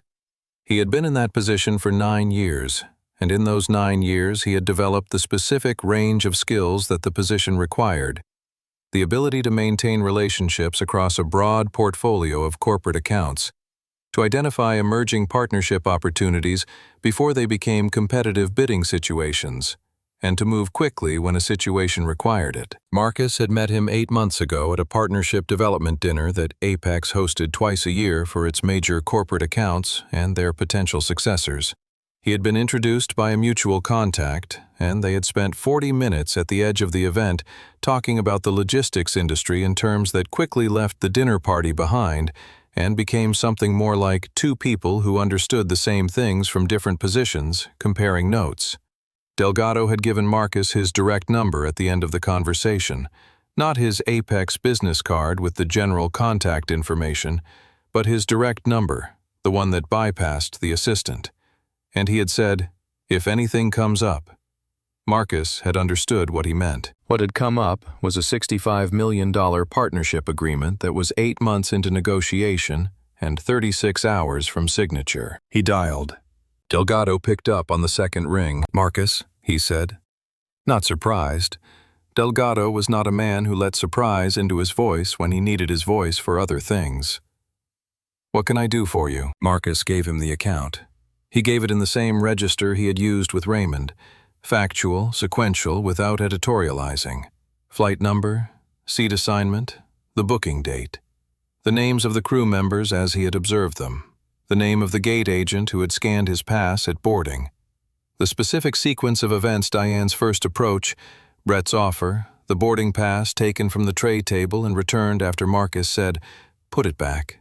Captain Fallon's formal request, the security officers, the walk through the jet bridge. He said, "I'm currently standing in Terminal C with my boarding pass in my hand. The seat I paid for and booked 18 days ago is occupied by another passenger who was not assigned to it." He said it the way he said everything, without drama, without heat. Which somehow, as Delgado would tell a colleague later, made it worse to hear than any version with heat would have been. There was nothing to resist in it. It was just what happened, reported accurately. Delgado was quiet for a moment that Marcus recognized as the specific kind of quiet that precedes motion rather than the kind that precedes response. Then he said, "Don't move, I'm making 2 calls." The line went dead. Marcus put his phone in his pocket. He stood at the counter with his boarding pass in his hand and his carry-on at his feet. The agent at the desk, a young man who had watched the last 30 seconds of the phone call without being able to hear it, asked tentatively if there was something he could do. Marcus said, "I'm waiting for a call back. I won't be long." The agent nodded. Outside the window, the aircraft's jet bridge remained connected. The door was not yet sealed. The plane had not pushed back. Marcus looked at it with the specific patient attention of a man who has decided to wait and who is very good at waiting, because he has spent a long time learning that the thing you are waiting for arrives more reliably when you are still. His phone did not ring for 4 minutes and 12 seconds. He did not check it. He stood at the counter and thought about page 11 of the contract and whether Raymond had already reached Ms. Aldrich and what Zara would do when she found out his flight had been delayed. She would say, "You always say that." He would say, "And I've always been right." When his phone rang, it was not Frank Delgado. It was a number he didn't recognize. A direct Apex internal line that turned out to belong to a woman named Carol Weston, whose title he learned in the first 15 seconds of the call was Chief Operating Officer. She said, "Mr. Holt, I'm so sorry to reach out this way. I need to ask you a few questions if you have a moment." He said, "I have time." Frank Delgado had made 2 calls in the 4 minutes between ending Marcus's call and Carol Weston calling Marcus directly. The first call was to Carol Weston. It lasted 3 minutes. Delgado gave her what he had: the flight number, the seat assignment, the names of the crew as Marcus had reported them, and he said 3 sentences that Carol would recall later as the sentences that clarified the nature of the problem with absolute efficiency. The man they removed from seat 2A is the principal stakeholder in our largest pending corporate partnership. His seat was booked 18 days ago. I need you to pull the manifest for Flight 512 right now and tell me what it says. Carol Weston pulled the manifest.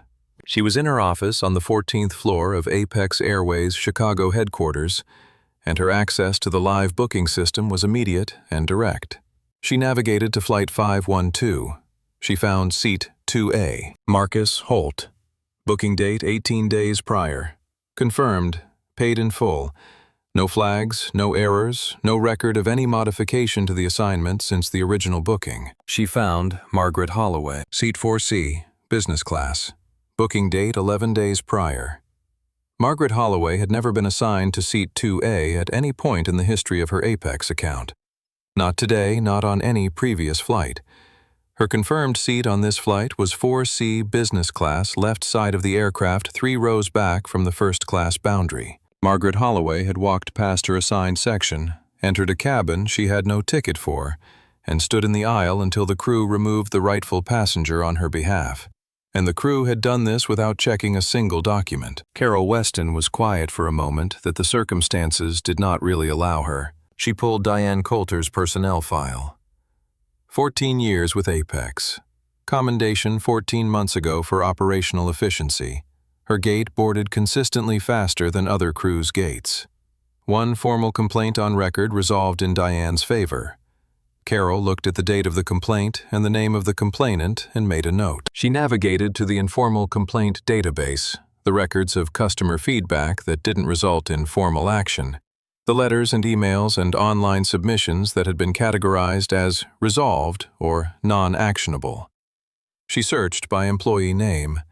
Diane Coulter appeared 11 times. Carol looked at the names of the complainants attached to those 11 records. She looked at the descriptions of the incidents. She looked at the resolutions, almost all of which were categorized as addressed through standard customer service channels, which was the language the database used for vouchers and apology emails, and no actual investigation. She closed the file. The second call Frank had made was to the gate desk at B22. He needed the gate agent who had scanned Marcus's boarding pass. The desk transferred him to Priya Ose, who had been at the counter since before boarding began, and had been sitting with a weight in her chest for 15 minutes that she now understood. Frank identified himself and asked 2 questions. Was Mr. Holt's boarding pass valid when you scanned it at boarding? Priya said yes. Clean. Seat 2A confirmed. Did anyone contact you to verify a seat conflict before Mr. Holt was removed from the aircraft? Priya said no. Frank thanked her and told her someone from the COO's office would be in touch. He ended the call. He called Carol back. Gate agent confirms the pass was valid, and no one verified the conflict before the removal. Carol said, I know, I have the manifest. A pause. Frank, how long has this partnership been in negotiation? 8 months. Another pause. I'm calling him now. That was the call Marcus had received. Carol Weston had identified herself, asked if she could ask a few questions, and then asked him to describe exactly what had happened at the gate and in the cabin. Marcus had described it in the same sequence and the same register he had used with Raymond and with Delgado. Carol had listened without interrupting. When he finished, she asked him to confirm the names of the crew members as he had observed them. He confirmed them. She said, Mr. Holt, I have pulled the manifest for Flight 512. Seat 2A is assigned to you. It has been assigned to you for 18 days. There is no duplicate assignment. There was no system error. The seat was removed from you without any verification. A brief pause. I am deeply sorry. I am making 3 calls right now, and someone from our operations team will be at your gate within 5 minutes. She ended the call. The 3 calls were made in sequence, each lasting less than 2 minutes. The first call was to the gate desk for B22. She spoke to the gate coordinator and issued a direct instruction. The jet bridge door was to remain open. The aircraft was not to push back until she authorized it. The second call was to the aircraft's internal line. Diane answered. Carol identified herself and asked Diane to pull up the manifest for seat 2A and read her what it said. Diane pulled it up. She read it. Marcus Holt, seat 2A, 18 days prior, Carol said. And seat 4C. A pause. Margaret Holloway. Has the manifest been changed since boarding began? Another pause. No, Carol said. Diane, I've reviewed the security footage from the gate desk, and I have the manifest in front of me, and I've spoken to the gate agent who scanned Mr. Holt's boarding pass. I want you to understand the full picture of what I'm looking at. The suspension notices will be delivered before the aircraft pushes back. All three. Do you understand? Diane did not respond immediately. Then, yes. The third call was to the cockpit. Captain Fallon picked up. Carol did not raise her voice. She told him what the manifest said. She told him about Priya's statement. She mentioned the video. Her communications director had forwarded the link 4 minutes ago, and the clip had been viewed 45,000 times. Fallon said nothing for a moment. Carol said, Roy. The suspension notices go out before the wheels move. All three. I need confirmation, Fallon said. Confirmed, Carol said. Thank you. She ended the call and picked up her phone to call Frank. Before she dialed, she looked at the manifest one more time, specifically at the 2 entries she had found in the same search. Seat 2A, Marcus Holt. Seat 4C, Margaret Holloway. She looked at them for a moment. Then she made the call. Frank, tell Mr. Holt we're sending Thomas from operations to him now. And Frank... A pause. I'm sorry. I'm genuinely sorry this happened. The manifest said what it said. Seat 2A, Marcus Holt. Booking date 18 days prior. Confirmation code AX7741MH. Payment confirmed and complete. Seat status assigned. System flags, none. Seat 4C, Margaret Holloway. Booking date 11 days prior. Cabin business class. Seat status assigned. That was all it said. There was no duplicate assignment. There was no system error. There was no conflict in the booking record of the kind that would have justified the first approach to the passenger, or the second, or the formal instruction from the commanding officer of the aircraft, or the involvement of airport security, or the removal of a paying passenger from a seat that had been his for 18 days. The manifest had been available the entire time. It would have taken 2 minutes to pull it up. Nobody had pulled it up. Carol Weston watched the video that her communications director had forwarded to her. It was 4 minutes and 17 seconds long. It had been posted at 9:47 a.m. by a passenger identified in the post as a contractor traveling for work. The caption was a single paragraph factual and without embellishment, ending with, "You decide." She watched it once straight through. She watched Diane read the boarding pass and hand it back. She watched Brett arrive at the row and offer the relocation. She watched Marcus decline clearly without aggression in complete sentences. She watched Brett's posture harden. She watched Diane reach for the boarding pass and Marcus say, "Put it back." She watched the beat before Diane set it down. She watched Margaret Holloway in 3A say, "People like him don't book seats like this." She watched Marcus turn and respond and then turn back. She watched Captain Fallon arrive. She watched the formal instruction and Marcus's answer to it. She watched the security officers come through. She watched Marcus gather his things. She watched him stop at the galley. She watched him say something to Diane that the recording was not close enough to capture. She watched him walk out. She watched Margaret move into seat 2A. Carol watched the video once. She did not watch it again. She had been with Apex Airways for 11 years, the last 3 as COO. She had managed crises before, equipment issues, weather delays, the occasional passenger incident that required careful handling. She was not unfamiliar with the specific combination of embarrassment and urgency that came with a situation that should not have happened and had, and that was now visible to more people every minute. What she was looking at here was different. Not in kind, the elements were recognizable. In consequence. The booking record made the facts clear. The video made the facts visible. Between the two documents, there was no interpretation required, no alternate reading, no version of events in which the airline came out looking like it had made a difficult call under ambiguous circumstances. There was a manifest, and there was a video, and they said the same thing. The suspension notices were issued digitally at 10:14 a.m. Diane Coulter, administrative suspension pending formal investigation. Grounds: failure to verify passenger documentation prior to seat reassignment request. Removal of a properly ticketed passenger without cause. Conduct inconsistent with Apex Airways' equal treatment policy, sections 4.1 and 4.3. Brett Owens, administrative suspension. Same grounds, same pending review. Captain Roy Fallon, administrative suspension. Additional notation authorization of passenger removal without independent verification of the crew's claims.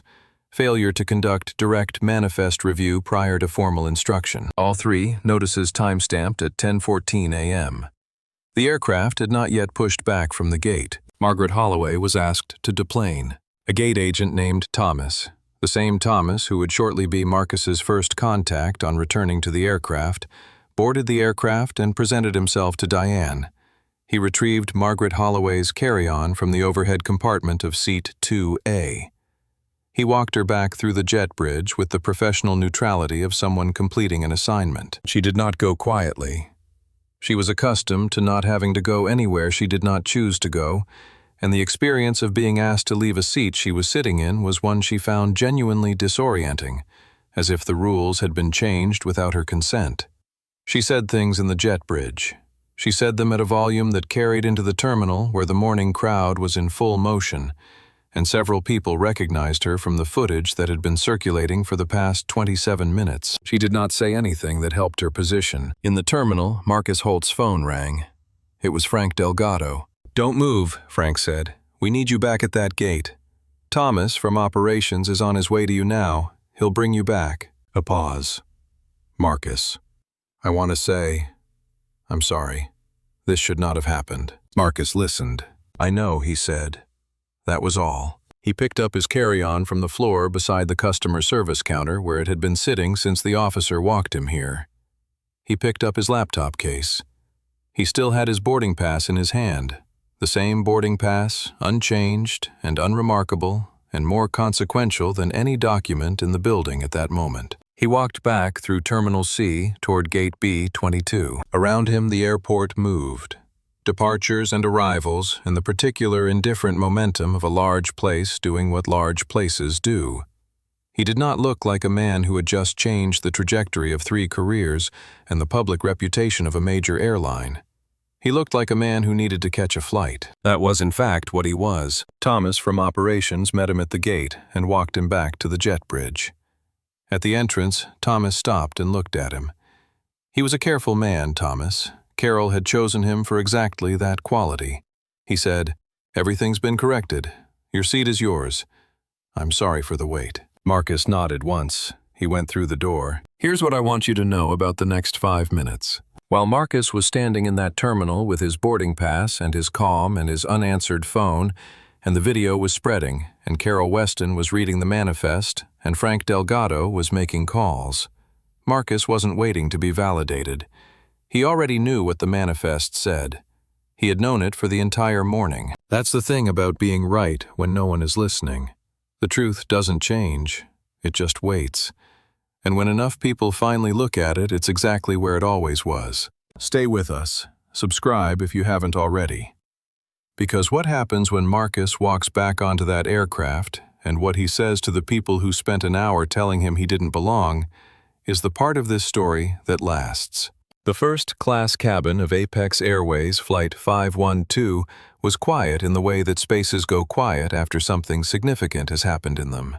The passengers who remained were in their seats, with their headphones partially in and their phones partially down, occupying the uneasy middle ground of people who had witnessed something and were still carrying the weight of it, not knowing yet what to do with the weight. In seat 2B, Deborah Finch had stopped recording. She had 4 minutes and 6 seconds of footage from her angle, slightly different from Daniel Cruz's slightly better in one moment and slightly worse in another. She hadn't posted it. She was a lawyer. She knew what it was and she was thinking about what to do with it. In seat 3B, Daniel Cruz had his phone face down on his knee. He had checked the post once, 30 seconds after it went up, and seen that it already had 340 shares. He had put the phone down and had not picked it up since.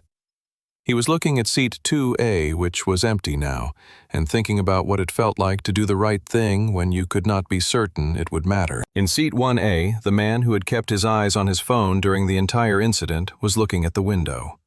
The window showed the tarmac and the luggage carts moving in their efficient patterns below the aircraft. He was looking at the window the way you look at something when you are not seeing it. Thomas from operations came through the forward galley door first. He was 47 with the unhurried economy of movement that came from doing administrative work in high-pressure environments for many years. He had a tablet under his arm and an Apex Airways operations badge on his lapel, and he walked to the forward galley where Diane Coulter and Brett Owens were standing with the particular stillness of people who have recently received formal notification and are waiting for the next thing to arrive. Thomas stopped beside the galley. He did not raise his voice.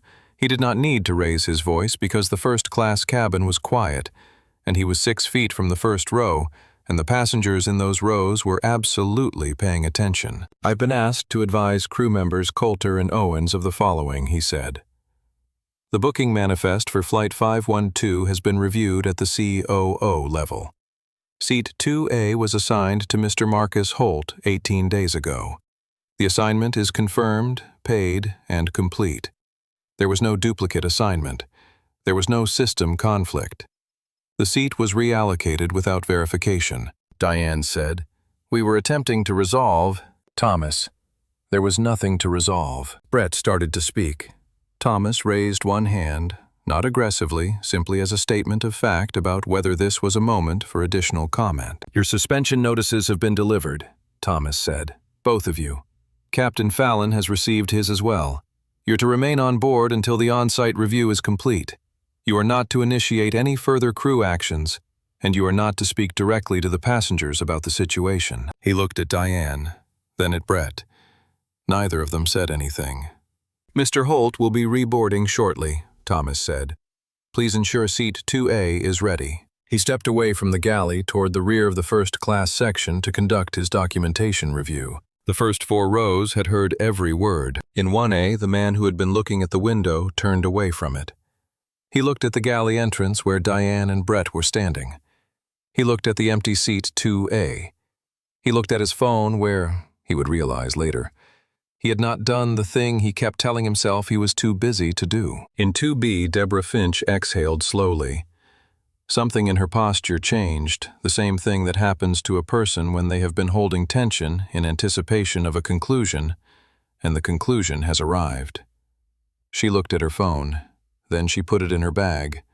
In 3B, Daniel Cruz looked at the galley entrance. He thought about the 47 seconds he had spent deciding whether to hit record, and the 37 seconds he had spent typing the caption, and the 2 seconds he had spent looking at the post before putting his phone down. He thought about how small those decisions had felt while he was making them. Frank Delgado came through the boarding door 2 minutes after Thomas. He was 52, with the particular quality of a man who had spent 22 years developing relationships that the company needed him to maintain. He moved through the galley with the ease of someone who had been on a lot of aircraft and was not intimidated by them. He walked directly to the forward galley. He stood in front of Diane Coulter and Brett Owens with his hands in his jacket pockets, and his expression completely neutral. He said, "The man you removed from this aircraft is Marcus Holt. He is the founder and CEO of Holt Logistics Group. He is currently in final negotiations with Apex Airways for a corporate partnership contract valued at $65 million. That contract is scheduled to be signed tomorrow." He let that sit in the air. "This isn't about the money," he said, "and it isn't because he is who he is. It's because what you did was wrong before we knew any of that, and the manifest proves it. But I want you to understand the full picture of what happened in this cabin this morning while you stand here waiting for the review." He did not wait for a response. He had not come for a response. He stepped away from the galley toward the rear of the section to speak with Thomas. The first-class cabin absorbed the information the way a room absorbs a sound that is larger than the space. A moment of adjustment, a shift in the air, the specific quality of a collective reckoning. In 1A, the man who had been looking at the window said very quietly, to no one in particular, 65 million. In 3B, Daniel Cruz looked at his phone face down on his knee and did not pick it up.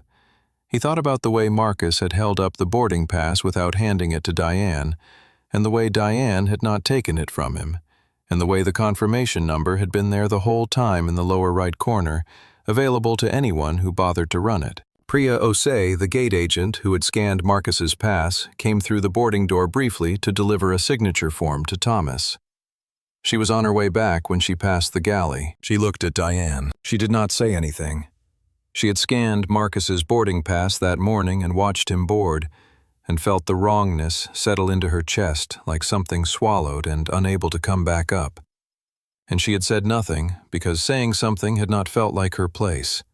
She had given her statement to Frank Delgado an hour ago, and the statement was accurate, and it would be the statement that confirmed everything the video already showed. She looked at Diane for one moment, then she continued toward the boarding door. The sound of footsteps in the jet bridge. Every passenger in the first 4 rows of Flight 512 heard the footsteps. They heard the quality of them, unhurried, even the particular cadence of a man who was not rushing towards something because he did not need to rush towards something that was already his. Marcus Holt came through the boarding door. He was wearing the same dark jeans and the same navy Henley. His canvas carry-on was on his shoulder. His laptop case was over his other shoulder. His boarding pass was in his hand, the same boarding pass it had always been, and he walked to row 2 and stood at the entrance of the row for a moment before he settled. Seat 2A was empty. It had been empty for 11 minutes since Thomas had arrived, and Margaret's carry-on had been retrieved and the jet bridge door had closed behind her. The leather headrest cover had been replaced. The tray table was clean. The overhead bin was empty. It was in every visible sense exactly as it had been when Marcus first sat down. He looked at it. He did not look at the galley. He did not look at the other passengers. He looked at the seat for a long moment, the way you look at something that was always yours, and that required more effort than it should have to confirm it. Then he put his carry-on in the overhead bin. He sat down. He placed his boarding pass on the tray table face up. It was the same motion he had made 2 hours ago. It looked the same from the outside. From the inside, it felt like something being completed that had been left unfinished. Marcus Holt sat in seat 2A for 30 seconds without opening his laptop. He let the 30 seconds be what they needed to be a transition between the morning that had just happened and the rest of the day that still needed to. He was a man who had learned that the space between one thing and the next was not empty. It was where the processing happened, where the weight got distributed into the places it could be carried without interfering with what came next. The weight was considerable this morning. He took his 30 seconds with it. Then he stood up. He did not take his carry-on down from the overhead. He did not bring his laptop. He stood and turned toward the galley where Diane Coulter and Brett Owens were still positioned with the specific stillness of people who were waiting for the thing that was coming and did not know the shape of it. Thomas was completing his documentation review at the rear of the first-class section. Frank Delgado had stepped to one side. Elena Vargas was at the aft bulkhead entrance. The passengers in the first 4 rows had gone very quiet in the particular way of people who understand that something important is about to be said and that the most useful thing they can do is not interrupt it. Marcus stopped at the galley entrance. He looked at Diane Coulter. He did not look at Brett. Not yet. He looked at Diane, because she was the one who had made the first decision, the one from which all the other decisions had followed like a chain. He looked at her the way you look at a person when you are not angry at them, but are going to be completely clear with them, and the clarity is going to be thorough. "You had my boarding pass in your hand," he said. His voice was the same voice it had been all morning, even unhurried, carrying its weight without raising its volume. "You read it. You handed it back, and then you went to the galley and made a decision about whose comfort mattered in this cabin. You didn't check the manifest. You didn't run the confirmation number. You looked at me and you looked at her, and you decided, without a single document, without a single system check, that she had a better claim to my seat than I did. I was trying to resolve. You resolved nothing Marcus said. You removed a paying passenger from his confirmed seat without verification. That's not resolution. That's a decision. You made it in about 30 seconds. The first-class cabin was absolutely still. Brett said, "We didn't know who you were." Marcus looked at him. It was the first time he had looked at Brett with the specific, full attention he was giving Diane. And Brett experienced it the way a person experiences the full attention of someone who has been patient with them for a long time and has now decided patience has been extended as far as it goes. "That's exactly the problem," Marcus said. "You should have treated me the same whether I was the founder of a company or a man on his first business trip. The seat was mine either way. The manifest said so. The confirmation number said so. The booking date said so. You chose not to look." Brett had no answer for this. He opened his mouth. He closed it. He looked at the floor. Captain Fallon had come out of the cockpit. He was standing at the galley entrance, slightly behind and to the left of where Thomas was working. He was in full uniform, straight-backed, with the bearing that 26 years had given him, and with an expression that Marcus recognized as the expression of a man who has done the accounting and arrived at an honest sum. "Fallon," said Mr. Holt. He paused. This was a man who chose his words carefully when the words mattered, and these were the words that mattered. "I made a decision in this cabin without verifying the facts independently. I committed to that decision because overriding my crew in a full cabin felt like a different problem than the one I was solving. I was wrong. Those are reasons. They're not justifications. And I'm responsible for what followed." Marcus looked at him. "Yes," he said. "You are." He held Fallon's gaze for a moment. Then, "Thank you for saying it." He meant it. Not as absolution. The formal review would handle whatever the formal review required. He meant it as the specific acknowledgement it was a man who had made a mistake saying so honestly, which was not as common as it should be. He looked back at Diane. "You know what you didn't do this morning," he said. "Not what you meant to do or what you thought you were doing. What you actually didn't do is check a document that was in your hands that would have taken 2 minutes that would have prevented all of this. I'm asking you to think about why you didn't do that. Not for me, for the next person who sits in that seat and doesn't look the way you think they should look." Diane said nothing.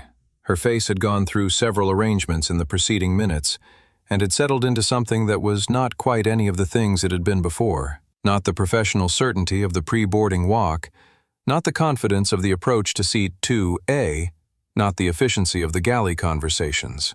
Something rawer and harder to hold, and possibly more useful. She did not answer. Marcus did not expect her to. The question was not one that required an answer in the next 30 seconds.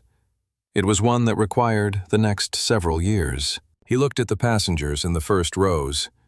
In 2B, Deborah Finch met his gaze. In 1A, the man who had kept his eyes on his phone was looking at Marcus with an expression. Marcus recognized the expression of a person who has spent the last 2 hours on the wrong side of something and is just now arriving at the understanding of what that means. In 3B, Daniel Cruz had his eyes on Marcus. He gave him, when their eyes met, a small nod. Not congratulatory, just acknowledging. Just, "I saw it. I didn't look away." Marcus nodded back. He turned toward the galley one last time. "I'm going to finish the meeting I came here for," he said. Not to Diane specifically, to all of them. And then I'm going to go home to my daughter. That was what this morning was supposed to be about. It got more complicated than it needed to. It didn't have to be complicated. He turned and walked back toward seat 2A. He sat down. He opened his laptop. The document was still there exactly where he'd left it. Page 11 with the subcontractor liability clause that Raymond was going to have reviewed before landing. The numbers were unchanged. The meeting was in 91 minutes. The terms, as far as he knew, still held. He put his hands on the keyboard. Thomas from operations was completing the last section of his on-site documentation when Elena Vargas stepped forward from the aft bulkhead entrance. She had been standing there for the last 7 minutes. She had watched Marcus reboard. She had watched him stand at the galley and say what he said. She had watched Fallon make his acknowledgement and Diane's face go through its arrangements, and Brett look at the floor. And she had watched Marcus walk back to seat 2A and open his laptop, and she had thought about what it meant that she had known what was happening from the beginning, and had chosen 3 separate times to not be the person who said so. She was not going to make that choice a 4th time. "Thomas," she said. Her voice was steady. She had been surprised to find this out. She had expected her voice to shake. It didn't. "I need to make a statement," Elena said. "For the record." "Go ahead," Thomas said. He had his tablet ready. Elena looked at the galley where Diane and Brett were standing. She looked at the passengers in the first rows, some of whom had turned toward her. She looked at the back of Marcus Holt's head in seat 2A. She spoke to Thomas, but she spoke at a volume that the forward cabin could hear, because she had decided that the statement needed to be made here in this space and not only in the written record. During the pre-boarding check, she said, "I heard Diane Coulter tell Brett Owens that the passenger in 2A, Mr. Holt, needed to be moved." Brett asked if the boarding pass was valid. Diane said it didn't matter. Those were her words, "It doesn't matter." She said we would find him something comparable. Thomas was writing. He did not interrupt. "I heard that, and I didn't say anything." Elena continued. "I was in a position where I knew the pass was valid. I could see it on the tray table during my walkthrough, and the seat number was clearly visible. I knew there was no conflict. I did not say so. I told myself it wasn't my call." She paused. Not for effect. She needed the pause. "That was a decision," she said. "I made it 3 separate times this morning.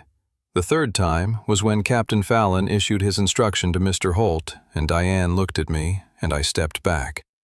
I'm putting that on the record because it's true, and because the record should be complete." Thomas finished writing. He looked up at her. "Is there anything else you want to add?" "Yes," Elena said. "I want to say that every crew member on this flight heard or saw enough this morning to know that what was happening was wrong. I was the only one who came close to saying so, and I didn't say so soon enough. That's my responsibility.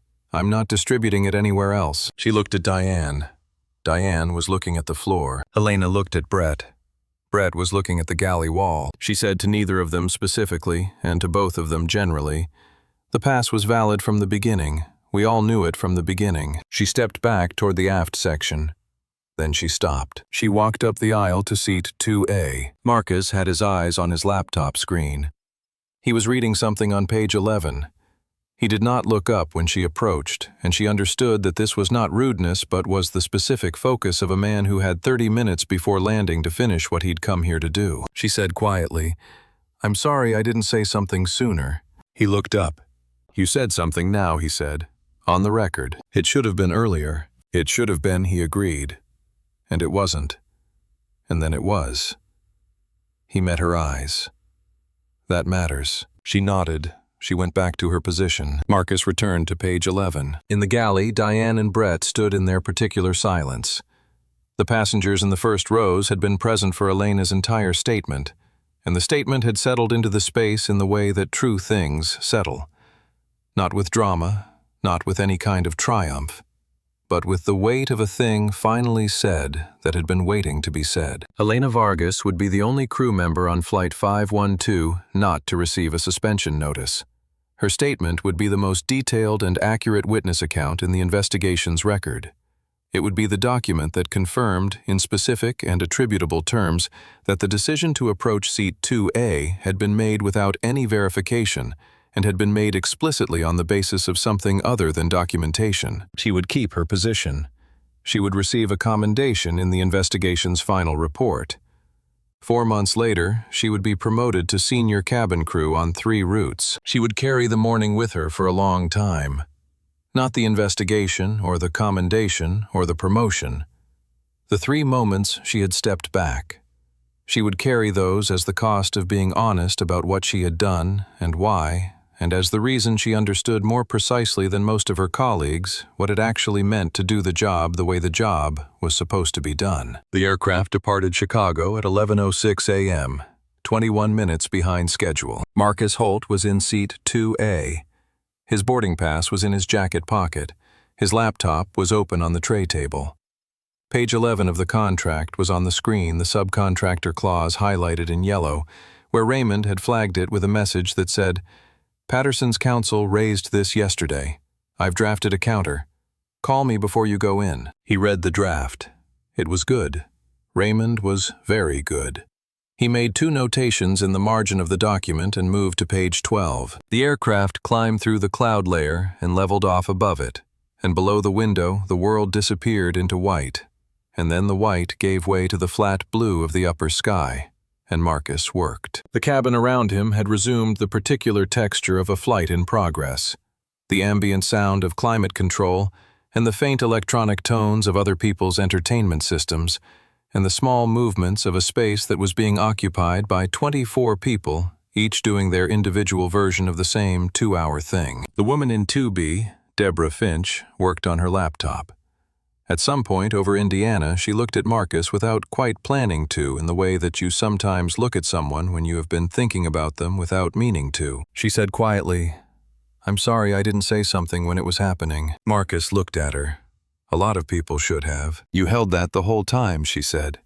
I don't know how you do that." Marcus was quiet for a moment. He looked at the screen. Then he said, "I had a boarding pass. The facts were in it. The only thing I had to do was not give them a reason to make the conversation about anything except the facts." Deborah nodded. She looked at her screen.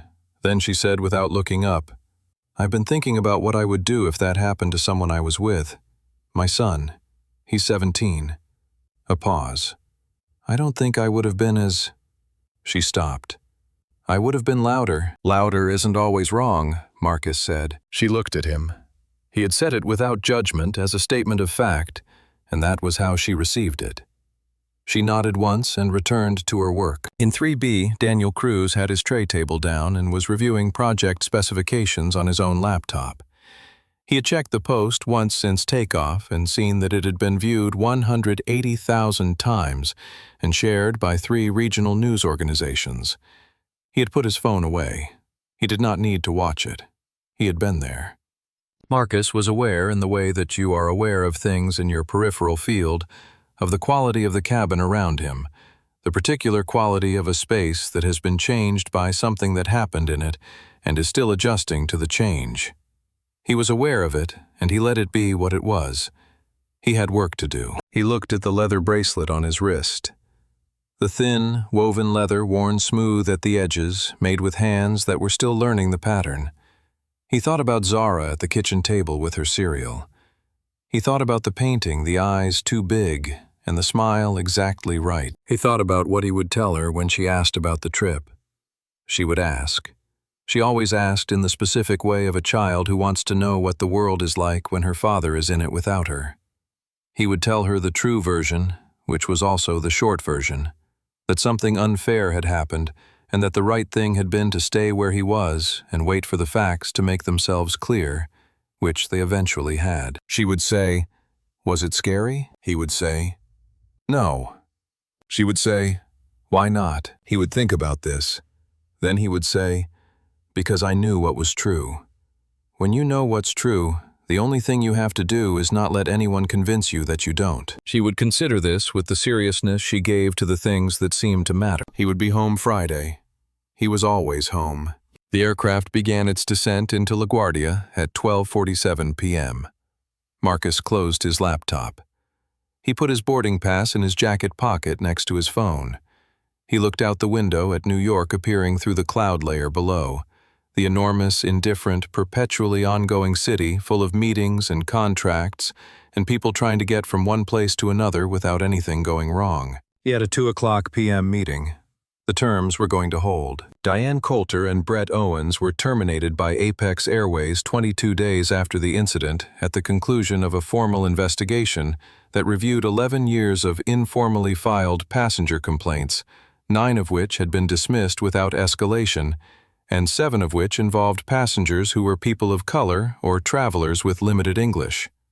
Captain Roy Fallon received a formal reprimand and was removed from his command assignment pending an 8-week retraining and review process. He returned to active duty the following quarter in a different capacity on a different route, and he flew that route without incident for the remaining 3 years of his career. Margaret Holloway issued a statement through her publicist 12 days after the incident describing the situation as deeply regrettable and noting that she had relied on information provided by airline staff. The statement did not include Marcus Holt's name. It did not include an apology. The absence was noted by every major outlet that covered the story, and noted again when several long-standing professional engagements were quietly withdrawn from her calendar in the weeks that followed. Carol Weston's public apology went out the evening of the incident, direct, specific, naming Marcus using the word wrong without qualification, and was followed within 48 hours by a formal policy revision requiring documented manifest confirmation for any seat reassignment request, effective across all Apex routes. Elena Vargas was promoted to senior cabin crew 4 months after the incident. Priya Osai was commended in the investigation's final report for accurate testimony. Daniel Cruz received a message from Marcus 3 weeks after the flight. It said, "You didn't have to do that. I'm glad you did." Cruz posted it without a caption. The $65 million partnership agreement between Holt Logistics Group and the Fortune 500 Manufacturing Group was signed the following afternoon in a conference room in Midtown Manhattan.